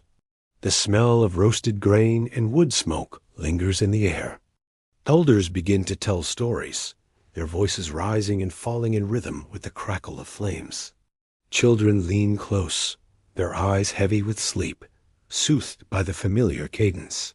Before the fire dies down, a libation of palm wine is poured onto the earth, a gift to the ancestors. As families retreat to their homes, herbs hang above the doorways, and quiet blessings are whispered over the sleeping children. Outside, the night is filled with the sounds of insects and distant drums. But within the circle of ritual, the household rests in peace. Nighttime practices varied across Africa's many cultures, but the themes of connection, protection, and continuity were common. In some regions, protective circles of ash or chalk were drawn around sleeping mats. In others, amulets made of carved wood, shells, or bone were tied to children's wrists or worn by adults. In yet others, songs of praise were directed toward gods of the night, asking for safe passage until morning. The details changed from place to place, but the intention was the same: to create a bridge between the human and spiritual worlds, ensuring harmony. What makes African nighttime rituals especially powerful is their sense of community. While in some cultures, protection at night was largely individual, in many African traditions it was collective. Families gathered together to tell stories, sing songs, and share blessings. Villages often joined in communal drumming or chanting, creating a shared rhythm of protection. Night was not something to be faced alone, but a time when community and ancestors stood together. Even today, many of these practices endure. Across the continent, families still leave offerings for ancestors, burn herbs to purify homes, and tell stories at night. Dreams remain significant, often guiding choices and carrying ancestral wisdom. Modern life has brought electric lights and new routines, but the sense that night is sacred, a time of connection and protection, continues. As we reflect on these traditions, we see again the universal human impulse to make the night safe and meaningful. Yet in Africa, this impulse was deeply relational. Protection came not only from objects or words, but from the presence of ancestors, the wisdom of elders, and the strength of community. To sleep was to enter a circle of care that stretched across generations, binding the living and the dead, the human and the spirit. And so, as families drifted to sleep beneath the vast African sky, filled with stars brighter than most of us see today, they did so with confidence. For they were never alone. Their ancestors, their gods, and their community walked with them into the night, guarding their dreams until the dawn returned. In the misty landscapes of ancient Europe, across the green hills of Ireland, the forests of Gaul, and the windswept shores of Britain, the Celtic peoples lived with a deep reverence for nature and its cycles. Their priests, the Druids, guided them through rituals that honored the seasons, the elements, and the unseen powers of the world. For the Celts, the night was never empty. It was alive with spirits, ancestors, and forces of mystery. To pass safely through its hours, families turned to charms, fires, and sacred words. The Celts believed that the boundaries between worlds grew thinner after sunset. Just as Samhain, the festival marking the end of the harvest, was a time when spirits could cross more easily into the human realm, so too was each night a small crossing, a liminal space between the day's safety and the dangers of darkness. To enter sleep without protection was to risk encounters with wandering spirits, mischievous fairies, or restless ancestors. One of the most enduring nighttime protections was the charms they carried. These might be simple knots tied in cords, stones with natural holes, or pieces of iron worn on the body. Each carried symbolic weight. Knots represented binding, tying up misfortune, or preventing a spirit from entering. Stones with holes, called hagstones, were believed to allow their owner to see through illusions, offering protection from deceptive forces. Iron, strong and enduring, was thought to repel fairies and malevolent beings. Before sleep, such charms might be placed beside a bed, hung near a doorway, or tucked under a pillow. Fire, too, played a central role in Celtic nighttime rituals. Long associated with purity and protection, fire was seen as a living presence, capable of guarding the household through the night. Hearth fires were carefully tended, their embers kept glowing until dawn. In some traditions, families drew protective circles of ash around their homes or sprinkled ashes near doorways, creating barriers against unwanted spirits. During festivals, great bonfires were lit on hills, their flames visible for miles. To sleep in their glow was to rest under the watch of a sacred guardian. The Druids themselves were keepers of ritual knowledge, and their practices often involved chants, invocations, and sacrifices to the gods. While grand ceremonies might take place in groves or at sacred stones, smaller rituals carried into daily life. Before bed, people might recite verses taught by Druids, calling on deities like Brigid, goddess of hearth and poetry, or the Dagda, a fatherly figure associated with protection. These invocations wrapped the night in divine presence, ensuring that even in sleep, the gods kept watch. Children were especially guarded.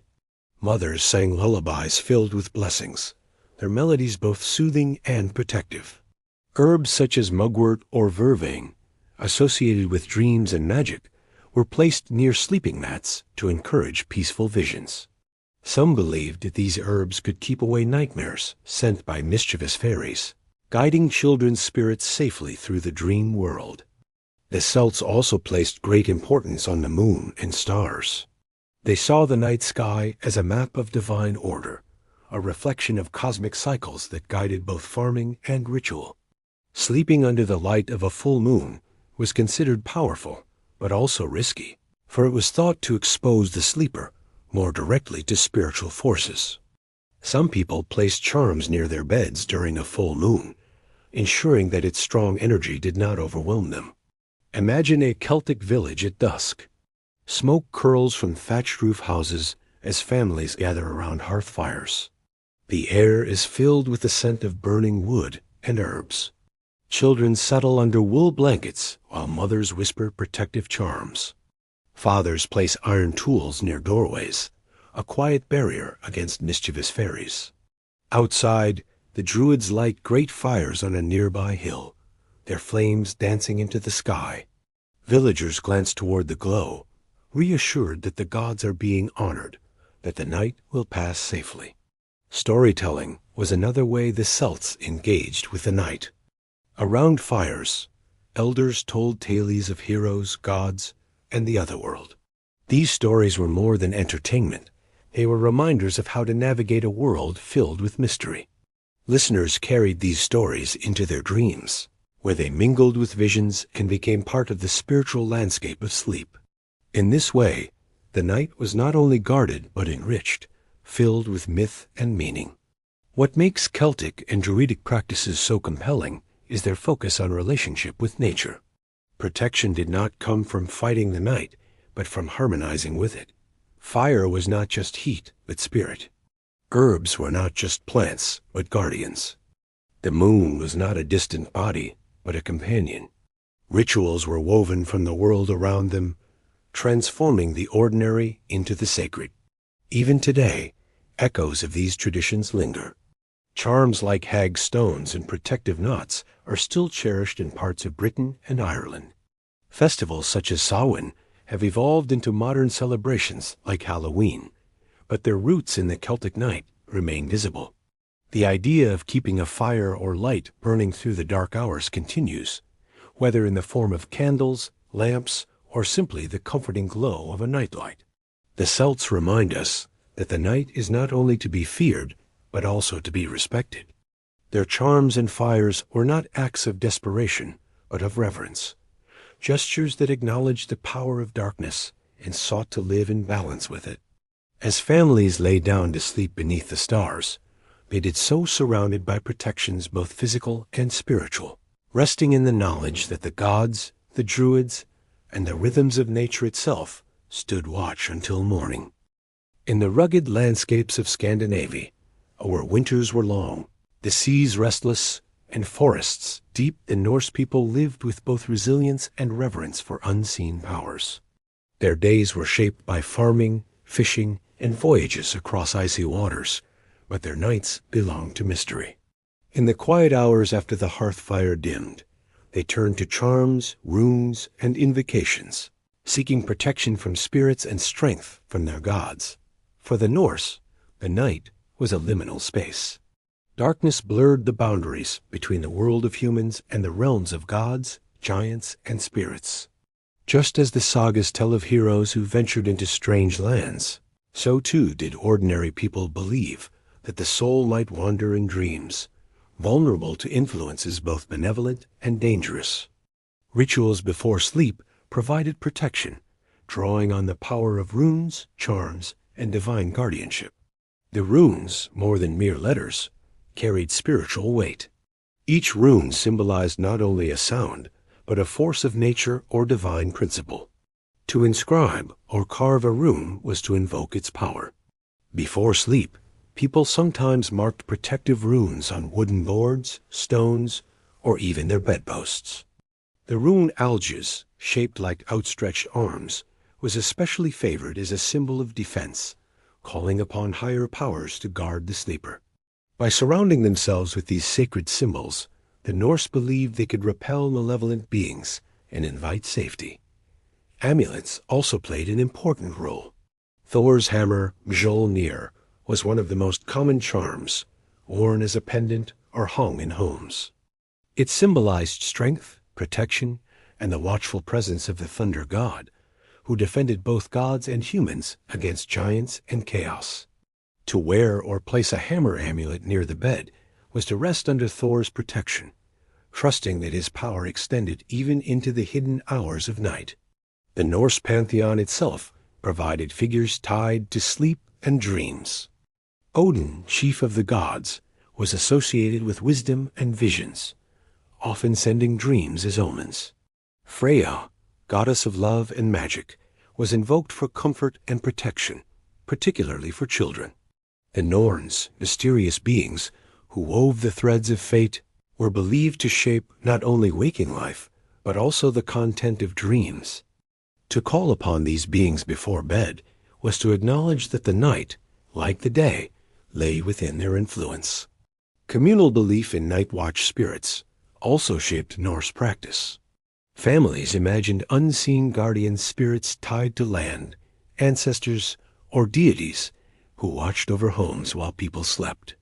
These spirits could be honored through offerings, such as bowls of milk or ale left near doorways.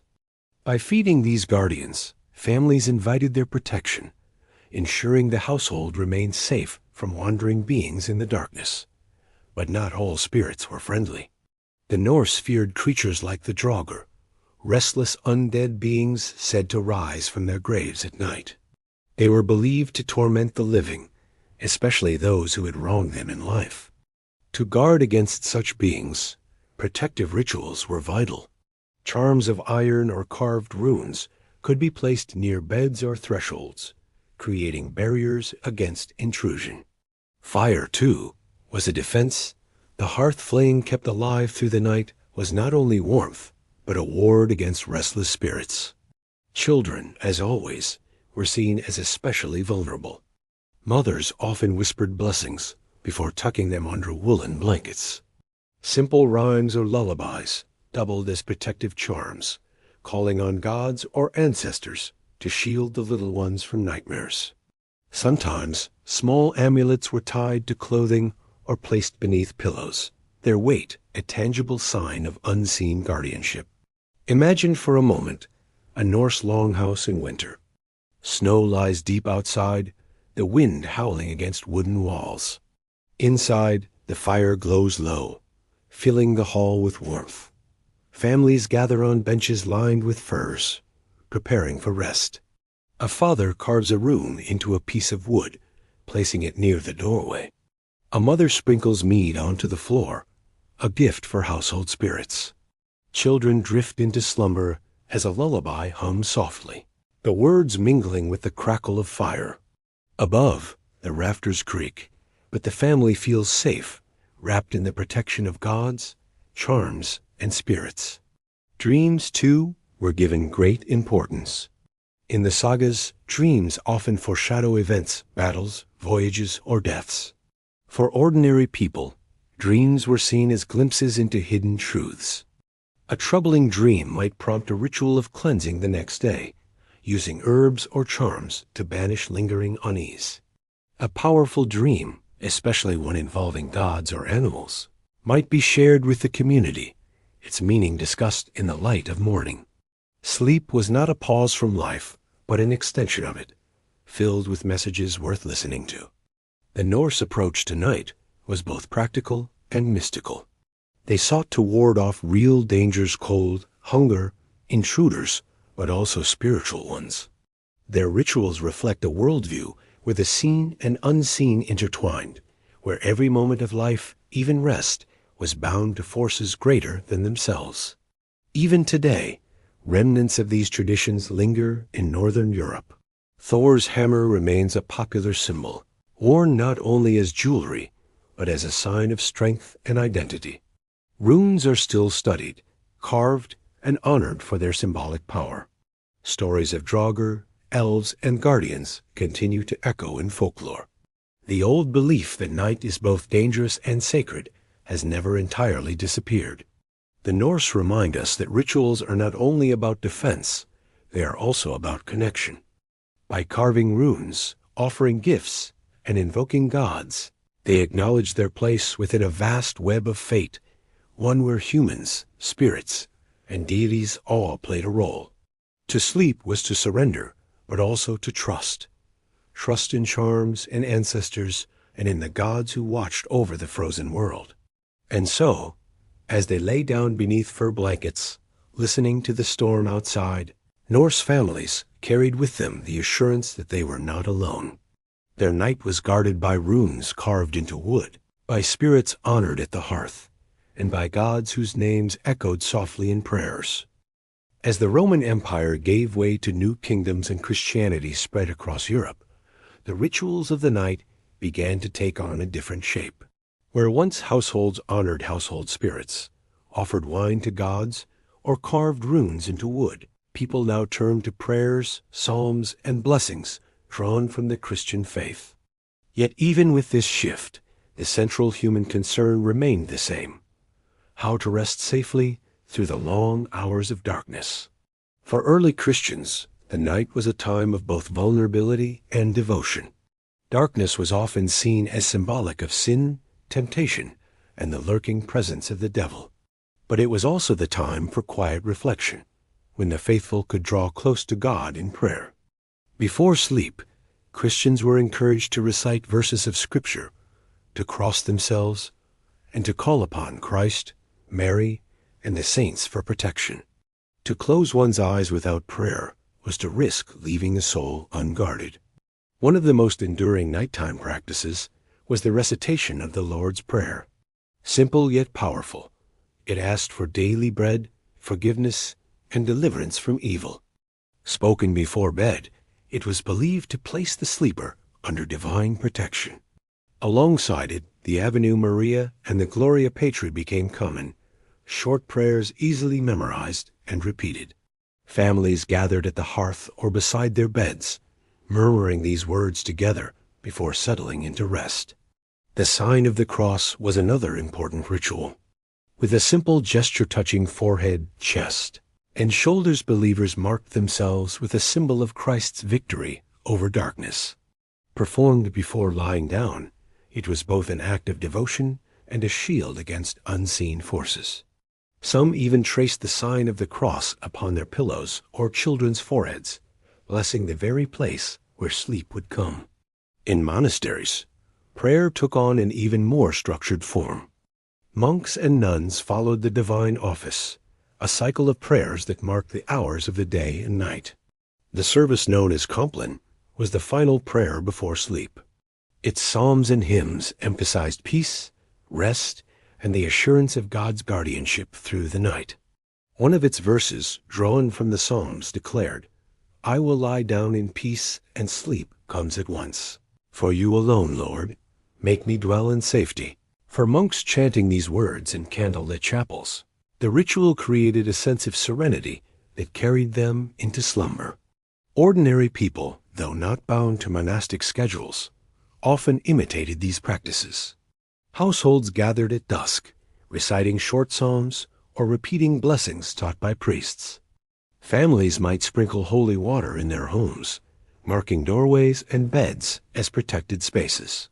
Candles blessed at church were sometimes lit in homes, their small flames symbolizing the eternal light of Christ, dispelling the darkness. Children were especially cared for in these rituals. Parents taught them simple prayers, short verses easy to remember. One of the most famous, passed down for centuries, was, "Now I lay me down to sleep. I pray the Lord my soul to keep." Though it took many forms, the sentiment was the same. A prayer for God to guard the soul through the night and return it safely at dawn. Such prayers became woven into bedtime routines, comforting both children and parents with their familiar words. But not all concerns were spiritual alone. Medieval cities were noisy, crowded, and sometimes dangerous after dark. Bandits, fires, or illness could strike at any time. People sought protection, not only from sin and spirits, but from the tangible risks of daily life. Prayers, blessings, and charms became ways of seeking reassurance in an uncertain world. A saint's relic placed near the bed, or a small cross hung on the wall, reminded the sleeper that divine power was close at hand. Imagine for a moment a medieval home at dusk. The hearth glows softly, casting shadows across wooden beams. A mother gathers her children and leads them in the Lord's Prayer. The father sprinkles a little holy water near the doorway, while a candle flickers before a small wooden cross. The children climb into straw-filled mattresses, the mother tracing the sign of the cross on their foreheads. Outside, the streets are quiet, save for the distant toll of a church bell. Inside, the family rests, cradled by prayer. For those in monasteries, the scene was even more striking. A bell called the community to Compline. Robed figures entered the chapel, their voices rising in plainchant. Psalms flowed through the hall, prayers for peace, safety, and forgiveness. Afterward, the monks dispersed in silence, each returning to his cell. There, by the light of a single lamp, they lay down, their last waking thoughts directed to God. The structure of the ritual gave them confidence, order against the uncertainty of night.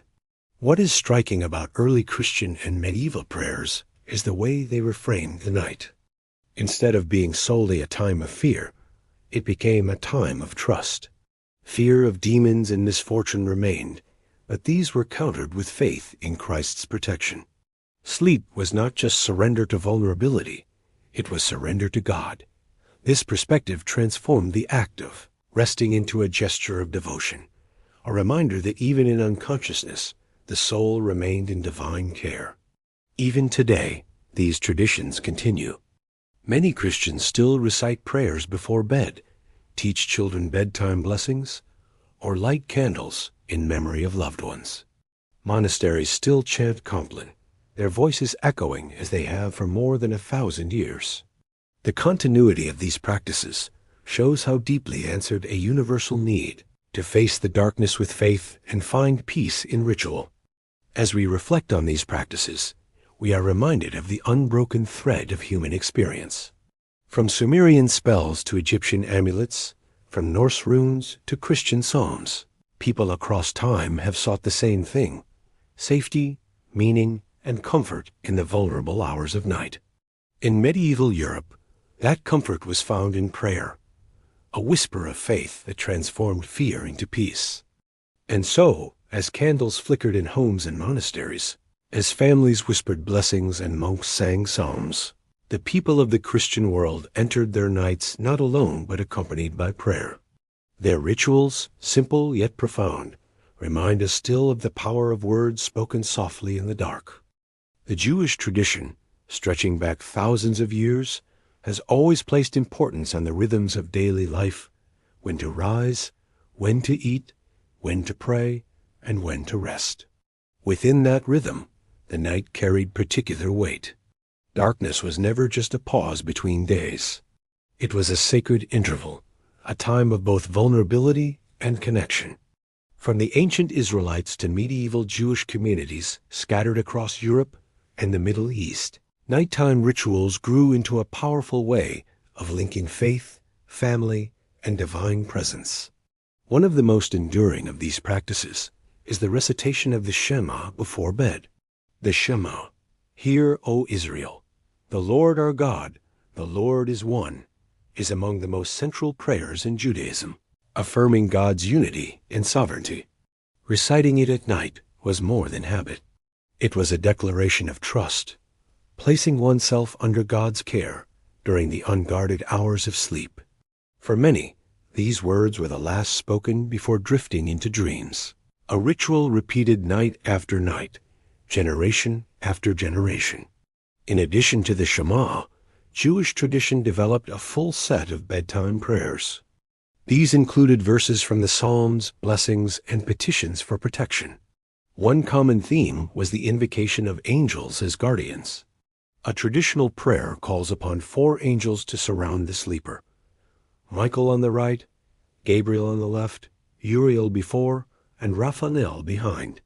In this vision, the bed became a sacred circle, the sleeper cradled in divine presence.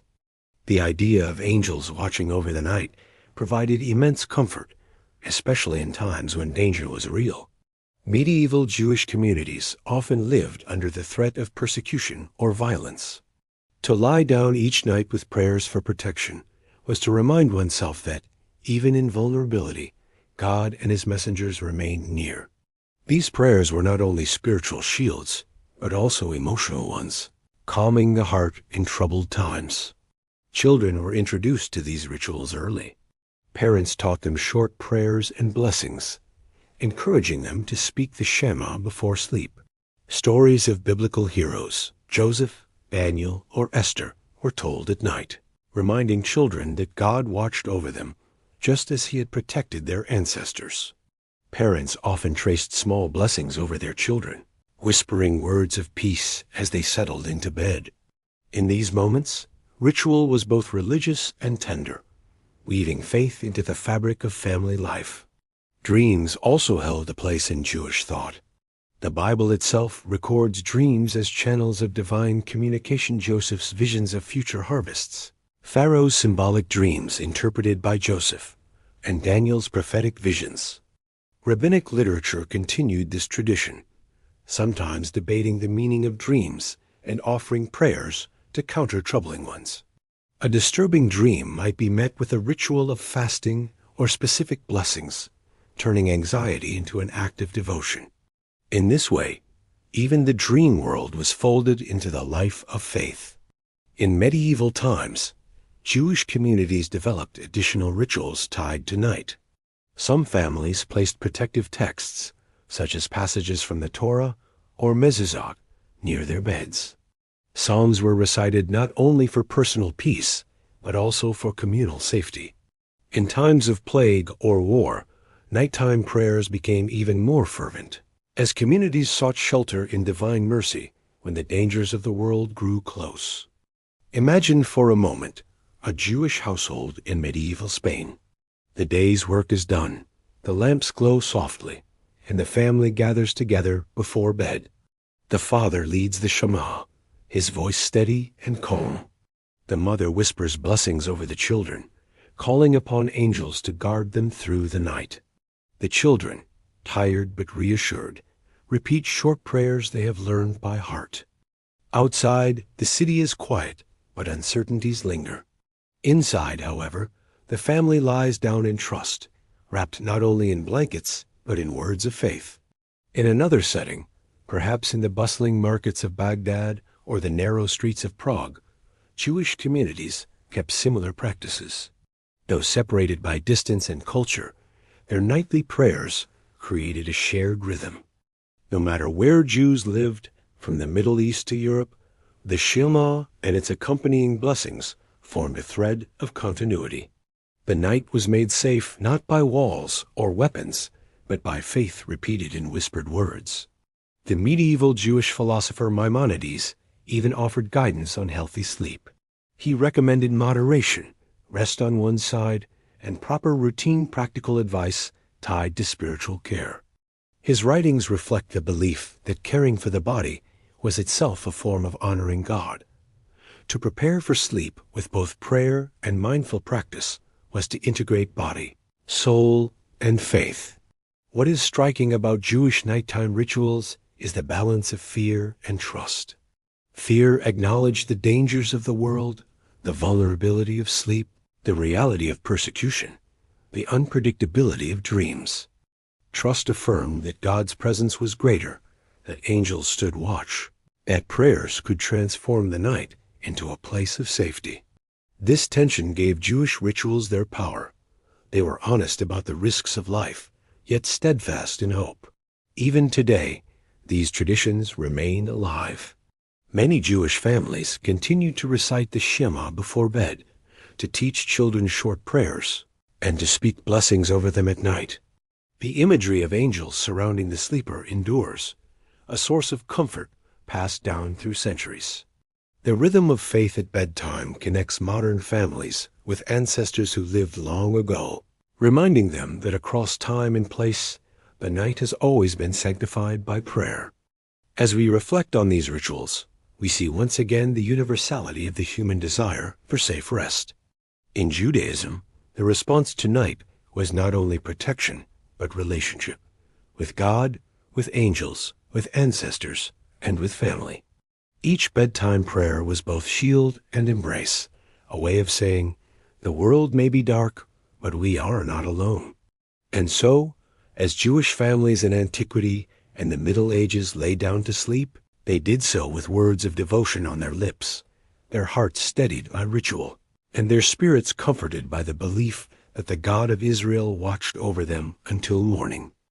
When Islam emerged in the 7th century, it brought with it not only a new vision of God's unity, but also a way of structuring daily life. Every action, eating, working, praying, and resting was infused with spiritual meaning.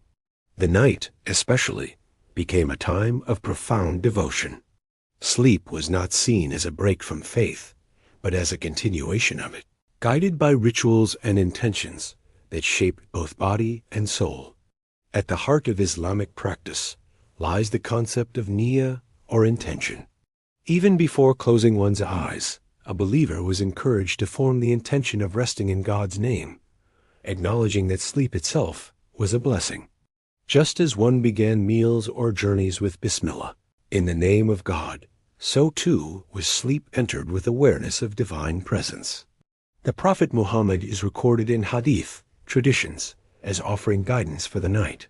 He encouraged believers to perform ablution or wudu before bed. Washing the hands, mouth, face, and feet was not only about physical cleanliness, but also spiritual preparation. To go to sleep in a state of purity was to enter the night under God's care. Some traditions even describe sleep after ablution as carrying the protection of angels, who watch over the purified sleeper until dawn. The Prophet also recommended specific supplications before bed. Among them was the recitation of verses from the Quran, particularly Ayat al-Kursi, The verse of the throne, Quran 2 to 255. This verse proclaims God's sovereignty and protection, affirming that neither slumber nor sleep overtakes him, and that he guards all creation.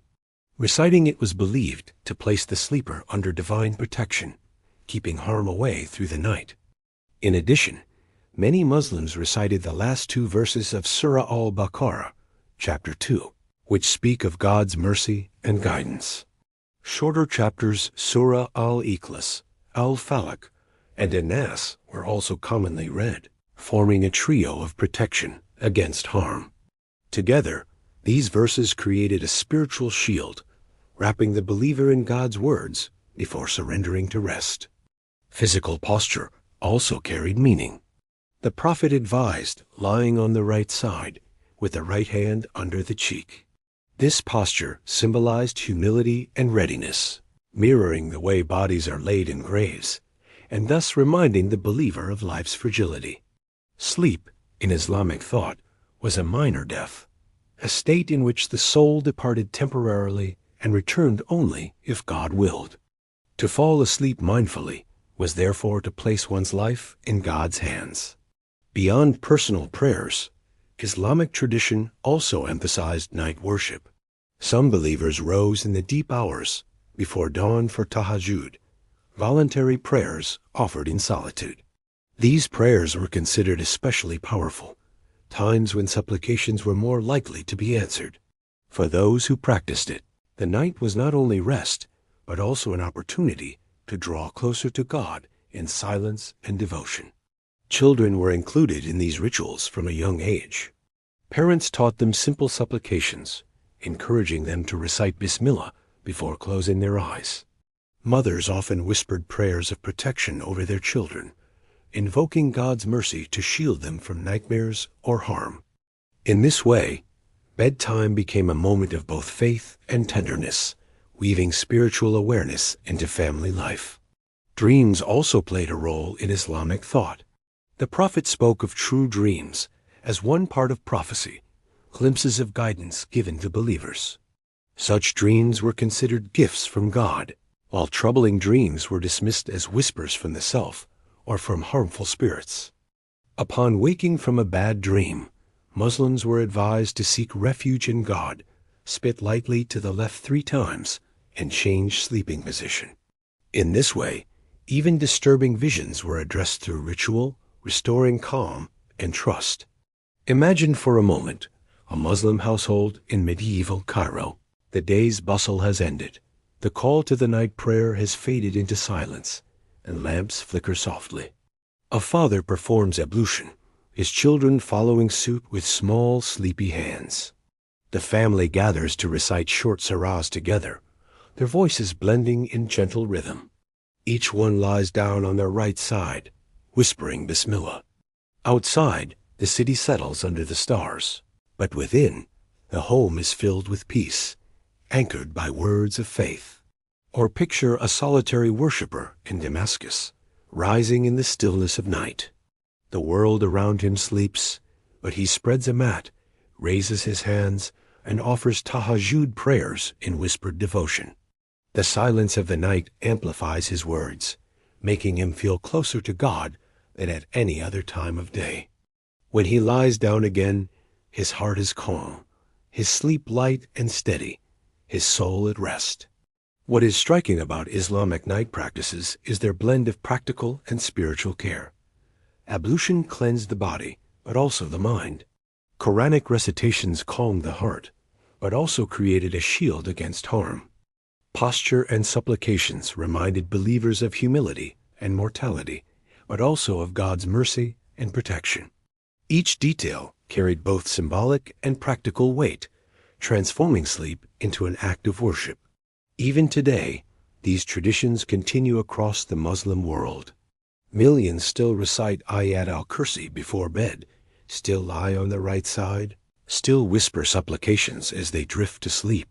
Tahajjud is still practiced by those seeking closeness to God in the stillness of night.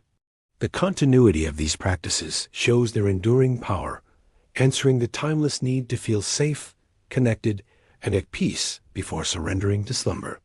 As we reflect on Islamic nighttime rituals, we see again the universal human impulse to sanctify the night. For Muslims, sleep is not an escape from faith, but an extension of it, a moment to trust God's mercy, to rest under His protection, and to remember that each dawn is a gift granted anew.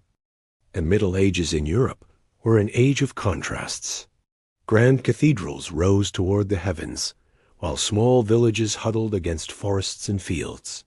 Learned monks copied manuscripts by candlelight, while ordinary families clung to oral traditions passed down from generation to generation. In this world, the night was both holy and haunted.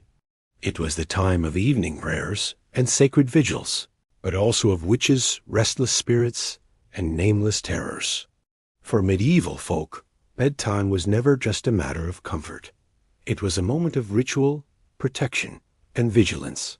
Christian prayers shaped much of nightly life, but alongside them thrived older beliefs, remnants of pagan traditions, superstitions, and folk practices. The Church preached trust in God's care, yet many families also kept charms, herbs, and protective gestures, just in case. To step into the night unguarded was to risk more than a restless sleep. It was to open oneself to forces, both natural and supernatural. One of the greatest fears of the medieval night was the presence of witches. They were believed to travel under cover of darkness, casting spells, stealing milk from cows, or causing illness through malice or envy.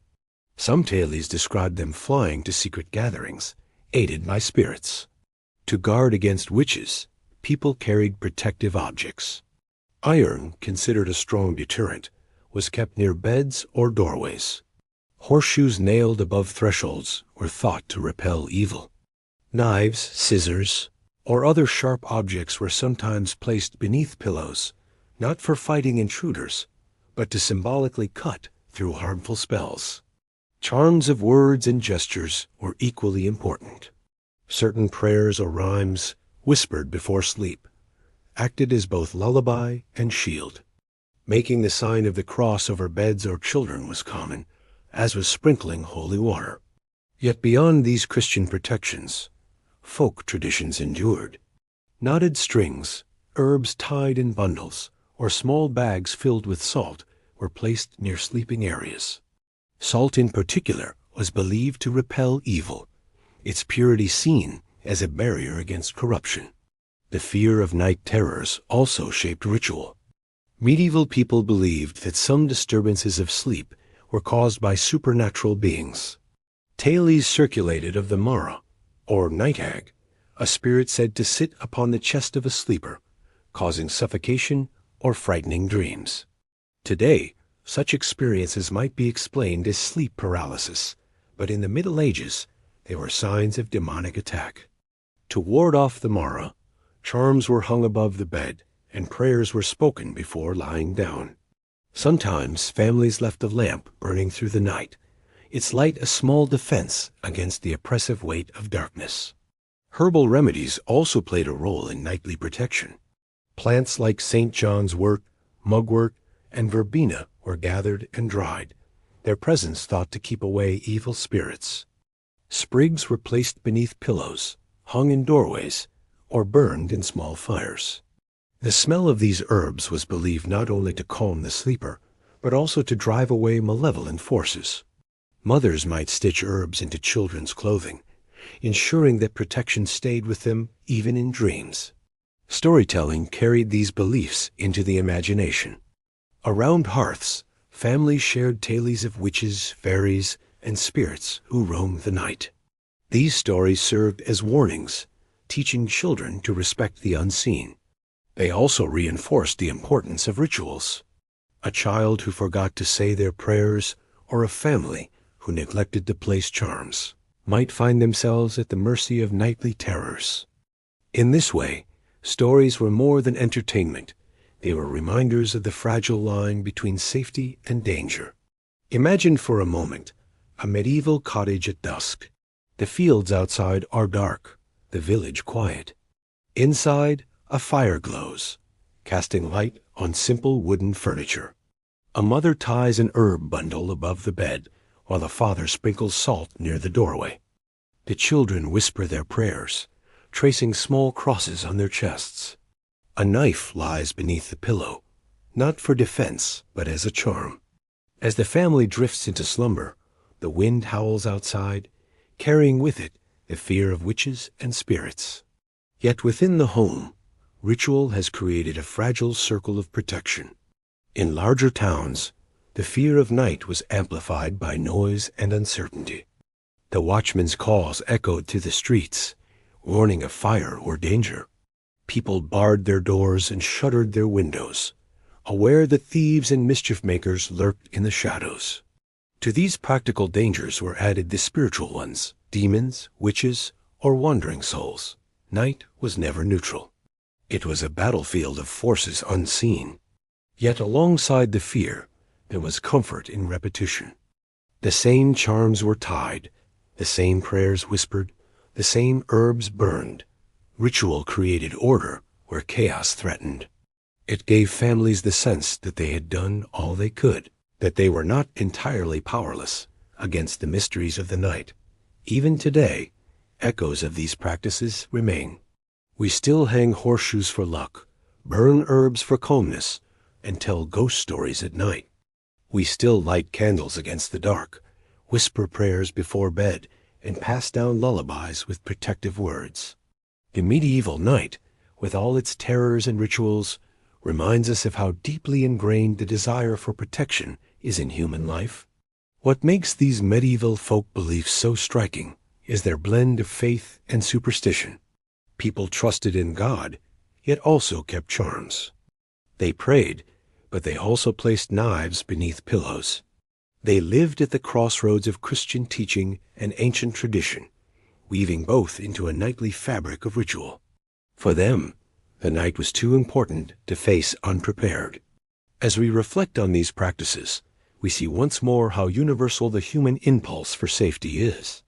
Whether through amulets in Egypt, runes in Scandinavia, or herbs in medieval Europe, people have always sought ways to guard themselves in the vulnerable hours of darkness.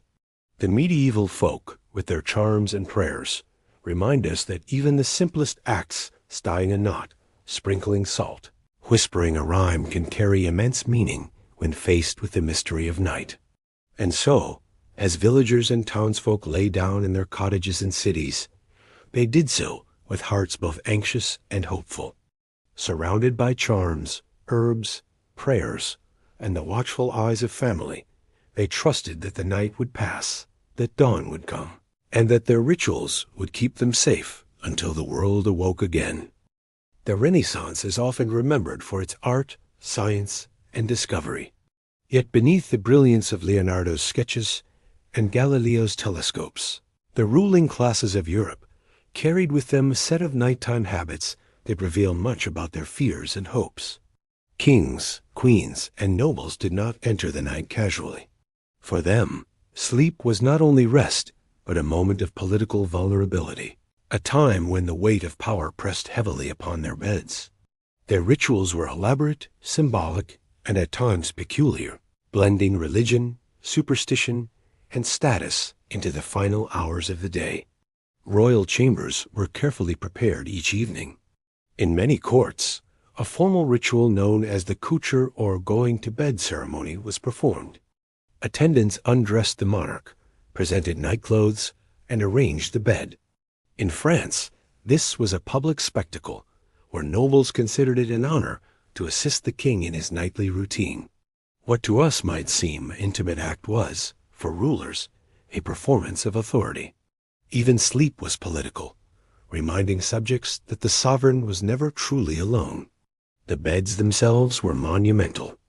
Draped in silks, embroidered with gold thread, and surrounded by heavy curtains, they symbolized wealth and security. Curtains were not only decorative but protective, shielding sleepers from drafts and prying eyes. In some courts, physicians inspected the royal bedding for signs of poison or hidden dangers. Nobles often carried their own pillows or linens when traveling, believing that familiarity ensured both comfort and safety. Astrology played a significant role in noble bedtime habits. Many rulers consulted astrologers before making decisions, and this extended to their sleep. Certain nights, marked by planetary alignments, were considered more auspicious for rest or for receiving meaningful dreams. Astrologers advised on the best times to begin journeys, sign treaties, or even conceive heirs, all tied to the rhythm of stars and night skies. To sleep on a night when the heavens aligned favorably was to believe that destiny itself was being woven into one's dreams. Charms and amulets also filled royal chambers. Though officially Christian, nobles often clung to older superstitions. Kings wore rings inscribed with protective words. Queens kept relics of saints under their pillows. Amulets of precious stones, emeralds for protection, sapphires for wisdom, were placed near beds. Even monarchs who commanded armies and treasuries feared the invisible dangers of the night and relied on small tokens to keep them safe. Religion provided further structure. Nobles often ended the day with long prayers, sometimes attended by confessors or chaplains. The reading of psalms, blessings of the bed, and sprinkling of holy water were common. A monarch's piety was not just personal, but symbolic proof to subjects that even rulers were humble before God. In moments of war or plague, these prayers grew even more fervent as the night became a time of seeking divine mercy. Some rulers were particularly anxious about assassination. Because of this, guards often slept in or near the royal chamber. Beds were positioned against walls, with secret passages nearby for escape. In some palaces, elaborate locks or mechanisms secured doors each night. For nobles traveling, sleep was always accompanied by armed attendants. To close one's eyes without such precautions would have seemed reckless. Dreams fascinated the wealthy just as much as the poor. Many nobles recorded their dreams, sharing them with priests, astrologers, or advisors. A dream might be interpreted as divine guidance or as a political omen. For rulers whose lives shaped nations, even a single dream could influence decisions of war or peace. Courts buzzed with speculation when monarchs shared troubling visions, for such dreams were often seen as glimpses of fate. Imagine for a moment the chamber of a Renaissance queen. Tapestries hang on the walls, depicting scenes of saints and battles. The bed is vast, its curtains drawn tight against the chill. Servants bustle quietly, warming sheets with heated pans. A priest enters, sprinkling holy water, while a lady-in-waiting places a relic of a saint near the pillow. The queen whispers her prayers, then lies down, clutching a small charm. Outside, guards patrol the corridors. Inside, silence settles, but it is the silence of ritual, thick with layers of protection. In another palace, a king consults his astrologer before bed. The stars, he is told, are favorable tonight. He lies down reassured, believing that his dreams may carry messages of victory. A sapphire amulet rests on the table beside him, its deep blue glinting in the lamplight. Curtains close around the bed, creating a world within a world. The monarch drifts to sleep, carried not only by fatigue, but by layers of ritual designed to assure him that even in slumber, he is not defenseless. What stands out in the nighttime habits of nobles is the combination of fear and display. Fear of illness, betrayal, and unseen forces drove them to surround themselves with protections. Yet at the same time, their bedtime rituals were performances of wealth and power. The grandeur of their chambers, the presence of attendants, the use of costly amulets, all reinforced their elevated status. Sleep, for kings and queens, was both vulnerability and theater. Even today, echoes of these habits remain. We may not have astrologers by our beds, but horoscopes still guide people's choices.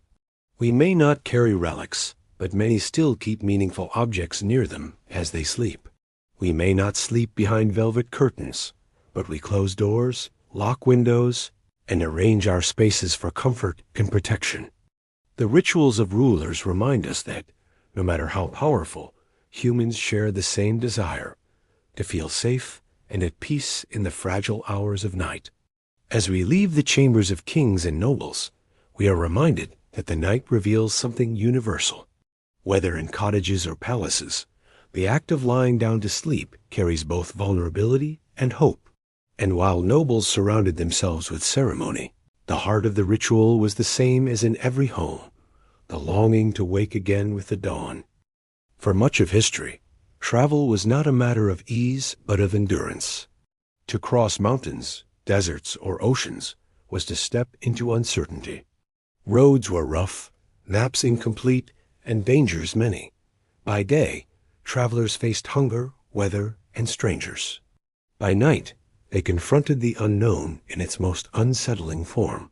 Whether on land or sea, the hours of darkness carried special risks. To survive them, sailors and travelers wove a web of superstitions, charms, and rituals, ensuring that they might reach the next sunrise in safety. Among sailors, the sea itself was both provider and destroyer. Its moods were unpredictable, its depths unknowable. At night, when stars guided navigation and the horizon disappeared into blackness, sailors turned to ritual for protection. One common belief was that whistling after dark invited storms. To prevent this, crews imposed silence on deck, speaking only in hushed tones. Some carried small talismans, coins, shells, or carved figures kept in pockets or tied to clothing, believed to hold the sea's favor. Others tattooed protective symbols on their skin, ensuring that protection was never left behind. The stars, while beautiful, were also seen as messengers. Sailors often prayed before lying down in their hammocks, asking the heavens for guidance. Some believed that if a star shone brightly over the mast, it was a sign of safe passage. Others feared meteors, interpreting them as omens of death. In either case, the night sky was never neutral. It was read like a map of fate, shaping the mood of the crew as they drifted into uneasy rest. On land, travelers carried their own set of protections. For those crossing forests or mountains, fire was essential. A campfire was more than warmth and light. It was a circle of safety, its glow keeping animals and spirits at bay. Many travelers refused to let the fire go out, taking turns to watch it through the night. To sleep in complete darkness was considered reckless, for shadows were thought to harbor malevolent beings. In some regions, herbs or garlic were hung near tents, their scent believed to drive away witches or evil spirits. The fear of night attacks by bandits or unseen forces also shaped rituals. Travelers often slept in circles, arranging themselves around belongings with weapons at hand. Horses or camels were tethered close, their movements serving as early warnings. But beyond these practical measures, superstitions added another layer of defense. Some whispered charms before lying down, binding their souls against wandering while their bodies slept. Others carried tokens from home, a piece of cloth, a saint's medal, or a carved stone that connected them to loved ones and ancestors, even across distances. For sailors, dreams were considered especially significant. A dream of calm seas was taken as a good omen. A dream of drowning was feared as a warning. Crewmates often shared their dreams in the morning, interpreting them together. On long voyages, these nightly visions became a kind of folklore, shaping the mood of the ship as much as weather or wind. To dream well was to believe that the voyage itself was blessed. Imagine for a moment a group of sailors aboard a wooden ship in the 16th century. The deck creaks beneath their feet as the wind rattles the sails. Lanterns sway, casting flickering light on weary faces. The men settle into hammocks strung between beams, the sea groaning beneath them. One sailor touches a small charm tied around his neck. Another murmurs a prayer learned from his mother. Above them, the stars shine cold and brilliant, guiding the ship across the endless waters. The night is vast and uncertain, but their rituals create a fragile sense of order. Or picture a caravan crossing the desert. The day's heat has given way to a chill. Travelers gather around a fire, its flames snapping in the wind. Stories are told tales of spirits that haunt lonely dunes, of travelers who lost their way after ignoring rituals. Before sleep, each person offers a pinch of food or water to the earth, a gesture of respect to unseen guardians. Wrapped in blankets, they rest within the fire's glow, trusting that their circle of light will hold until dawn.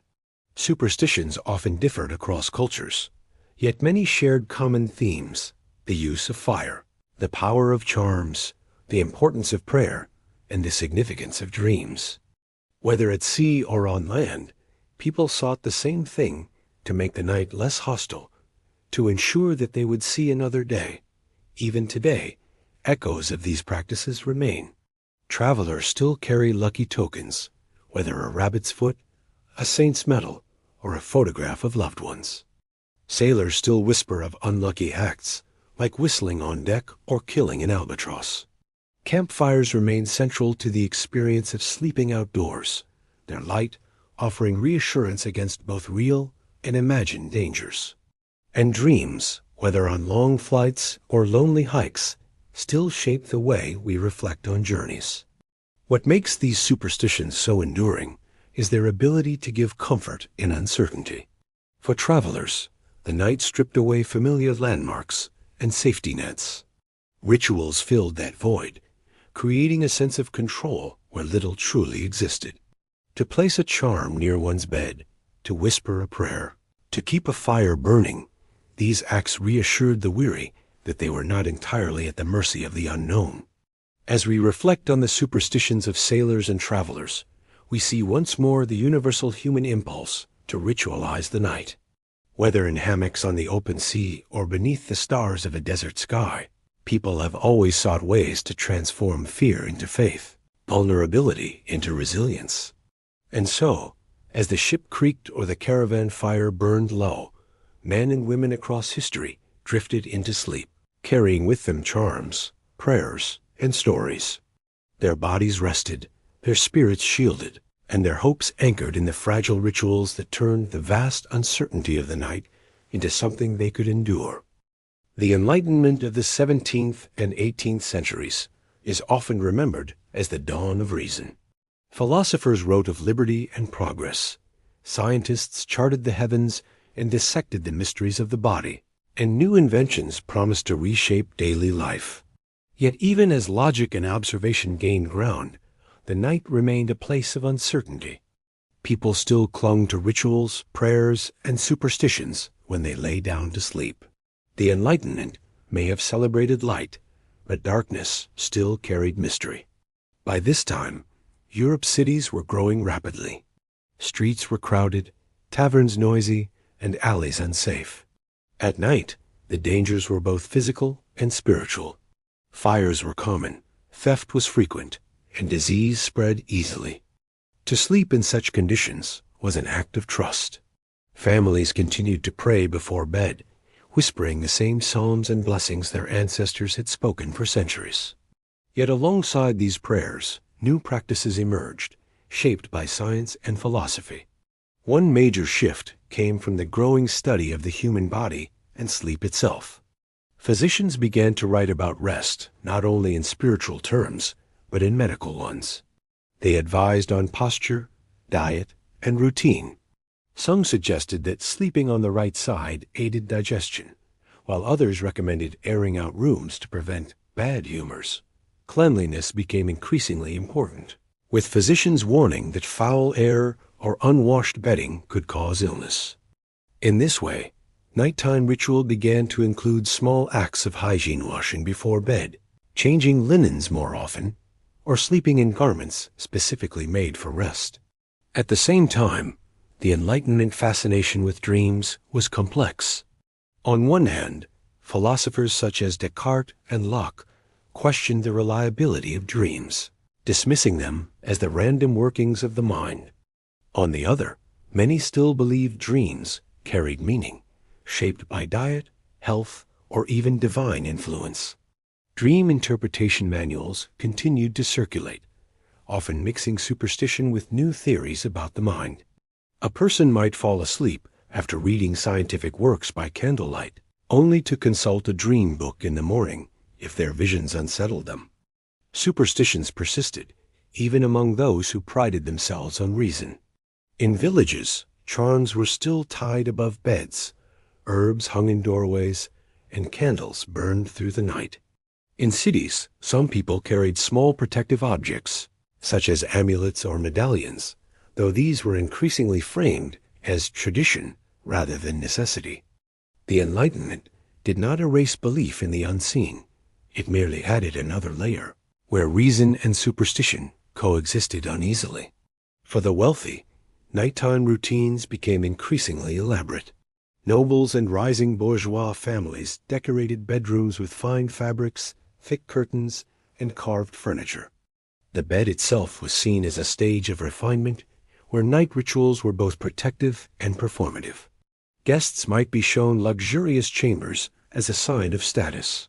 Physicians sometimes attended the wealthy before bed, offering advice or even prescribing herbal remedies for better sleep. The blending of science and superstition was clear. A noble might take a physician's potion while still placing a crucifix or relic beside the bed. Candles and lamps also reshaped nighttime life. Oil lamps grew more common, and experiments with early gas lighting began to change city streets. Light extended the day, allowing reading, writing, and conversation long after sunset. Yet many still feared complete darkness. In households across Europe, at least one candle or lamp was left burning, a reminder that illumination itself was a form of protection. The Enlightenment may have valued reason, but the small flame of a candle still reassured hearts at night. Imagine for a moment an Enlightenment household in Paris. The day's noise has faded, though the streets outside remain busy. Inside, a family prepares for bed. A father recites a psalm softly, while a physician's pamphlet on healthy sleep lies nearby. The mother sprinkles lavender on the bedclothes, believing its fragrance will calm the spirit. A candle burns low, its light casting long shadows across the chamber. In a corner, a crucifix hangs, silent witness to faith. The family lies down, carried into sleep by a blend of science, superstition, and devotion. Or picture a philosopher in London, penning ideas late into the night. His candle sputters as he debates reason and faith in his journal. When he finally lies down, he recites a brief prayer, despite his skepticism, out of habit and comfort. On his desk, a small charm given by his mother rests beside his books. He may write of progress and reason, but his bedtime rituals show the enduring pull of tradition. The Enlightenment's relationship with the night reveals the dual nature of human beings. By day, people embraced reason, questioning old ways and seeking new truths. By night, when shadows deepened and vulnerability returned, they often reached for older comforts. Rituals remained, not because they resisted reason, but because they answered emotional needs. Science could explain digestion, but it could not soothe a child's fear of the dark. Philosophy could debate dreams, but it could not erase the unease of lying down unguarded. Even today, this duality remains. We may read articles about sleep cycles and circadian rhythms, but many still keep lucky charms, nightlights, or small rituals before bed. We may believe in science, but we also believe in the quiet power of tradition. The Enlightenment shows us that progress and superstition are not opposites. They are companions, both shaping how we navigate the vulnerable hours of night. As the age of reason dawned, people continued to whisper prayers, place charms, and burn candles. They sought safety not only in knowledge, but in ritual, balancing the new with the old. And so, the Enlightenment night was a blend of science and superstition, reason and faith, a reminder that even as we strive for light, we remain creatures of both shadow and flame. The story of nighttime rituals is not confined to the past. Even today, in a world filled with electricity, digital clocks, and glowing screens, we carry echoes of the practices our ancestors shaped.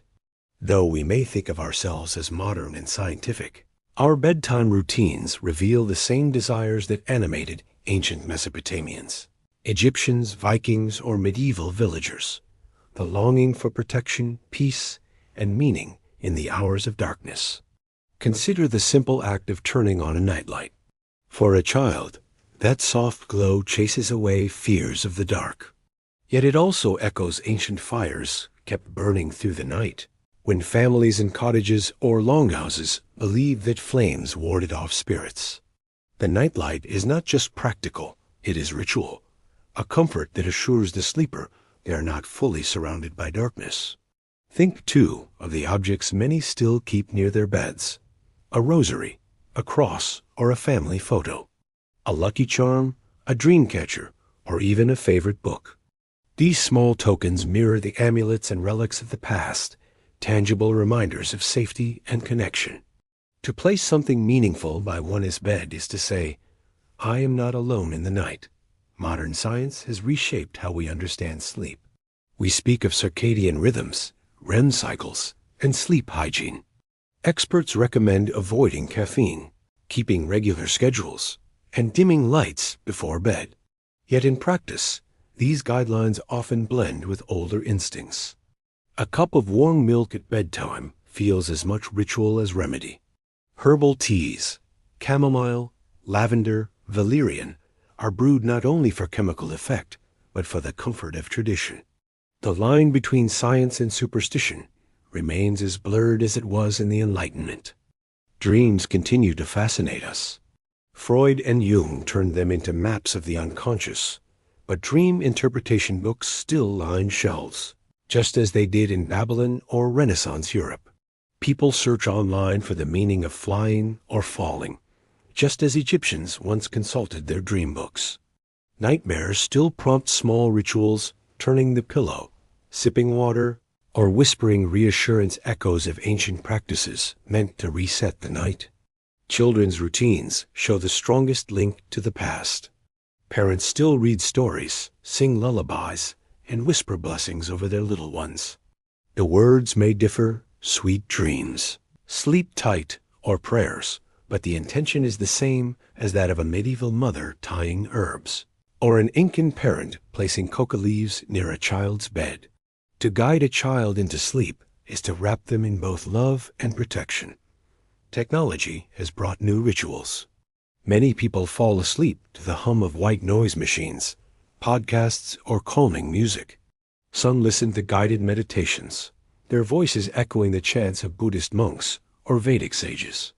Others scroll through screens late into the night, searching for connection in glowing devices, even as they fight against the very sleep they seek.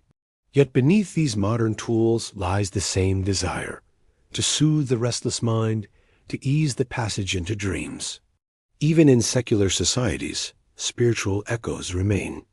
Many still whisper a short prayer before bed, cross themselves out of habit, or reflect with gratitude on the day. Others light candles, burn incense, or place crystals near their beds. These may be framed as wellness or mindfulness rather than religion, but their roots stretch back to ancient ways of honoring the unseen in the night. Imagine for a moment a modern home at bedtime. A child asks for a story, clutching a stuffed animal as the parent reads. Down the hall, someone lights a candle by a photograph of a loved one, whispering words of memory. Another prepares tea, the scent of chamomile drifting into the air. A phone screen glows briefly, and dims as it is set aside.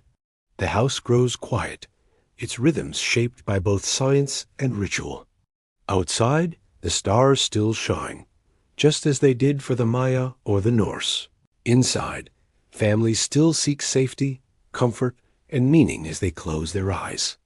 Travelers, too, carry rituals into modern life. On airplanes, passengers clutch lucky tokens, whisper prayers at takeoff, or trust in routines to calm anxiety. In hotels, some keep personal items close to the bed, creating a small circle of familiarity in unfamiliar spaces. The caravan fire and the sailor's charm have not disappeared. They have simply transformed, adapting to airplanes, cars, and digital maps. What is most striking is not how much has changed, but how much has remained the same. The world is brighter, faster, and more connected, yet the night still humbles us. No amount of science or technology erases the vulnerability of lying down, closing our eyes, and trusting that we will wake again. Rituals, whether prayers, lights, charms, or stories, answer that vulnerability. They remind us that even in darkness, we are cared for, protected, or at least not alone. The continuity across cultures and centuries is profound. Mesopotamians recited spells, Egyptians clutched amulets, Greeks honored hypnos, and Buddhists chanted sutras. Medieval families tied charms, Norse carved runes, and Inca prayed to mountains. Today, we whisper blessings, light night lights, and sip tea. The forms differ, but the heart is the same. As we close this journey through history, we see that the night has always been both fearsome and sacred. Each culture found its own way to navigate the darkness, weaving rituals that reflected its values and beliefs. Yet beneath the variety lies a universal truth. Humanity has always sought peace before sleep. Perhaps in reflecting on these traditions, we find comfort in our own. Whether you listen to calming music, say a prayer, or simply arrange your pillows just so, you are part of a lineage stretching back thousands of years. You share in the same hope as the Sumerian farmer, the Egyptian dreamer, the Norse seafarer, and the medieval villager, that the night will pass safely, and that the dawn will come again. And so, in our modern world, with its lights and clocks, we still echo the ancients. We still guard ourselves with rituals, small and great. And in doing so, we remind ourselves that sleep is not merely rest, it is a sacred passage, a timeless journey into the mystery of night. And so, we come to the end of our journey through the strange and fascinating nighttime rituals of ancient civilizations, medieval households, wandering sailors, noble courts, and even our modern world. Across thousands of years, people have prepared for sleep in ways that reveal both their fears and their hopes. Whether through charms, prayers, chants, or candles, humanity has always sought the same comfort, the assurance that night will pass safely, and that morning will return. As you drift into rest now, perhaps you carry with you the echoes of those who came before, families gathered around fires, monks chanting psalms, children clutching amulets, sailors whispering to the stars. Though the details differ, the longing is timeless. We all want peace in the dark, safety in our dreams, and renewal with the dawn. If you've enjoyed this journey, I invite you to subscribe to the channel so you can join me for more stories from history, told gently to guide you into sleep. I'd also love for you to leave a comment below. Share what part of history fascinates you most, and when you like to listen in. Do you fall asleep with these stories at night? Do you listen during quiet moments of your day? Your thoughts inspire the next journeys we take together. For now, let the words fade into quiet. Let your breath slow. The night is no longer strange or threatening. It is part of the same rhythm that has always guided humanity. You are safe, and you are part of a story much larger than yourself. Rest well, dream deeply, and may the rituals of the past carry you gently into sleep. Until next time, good night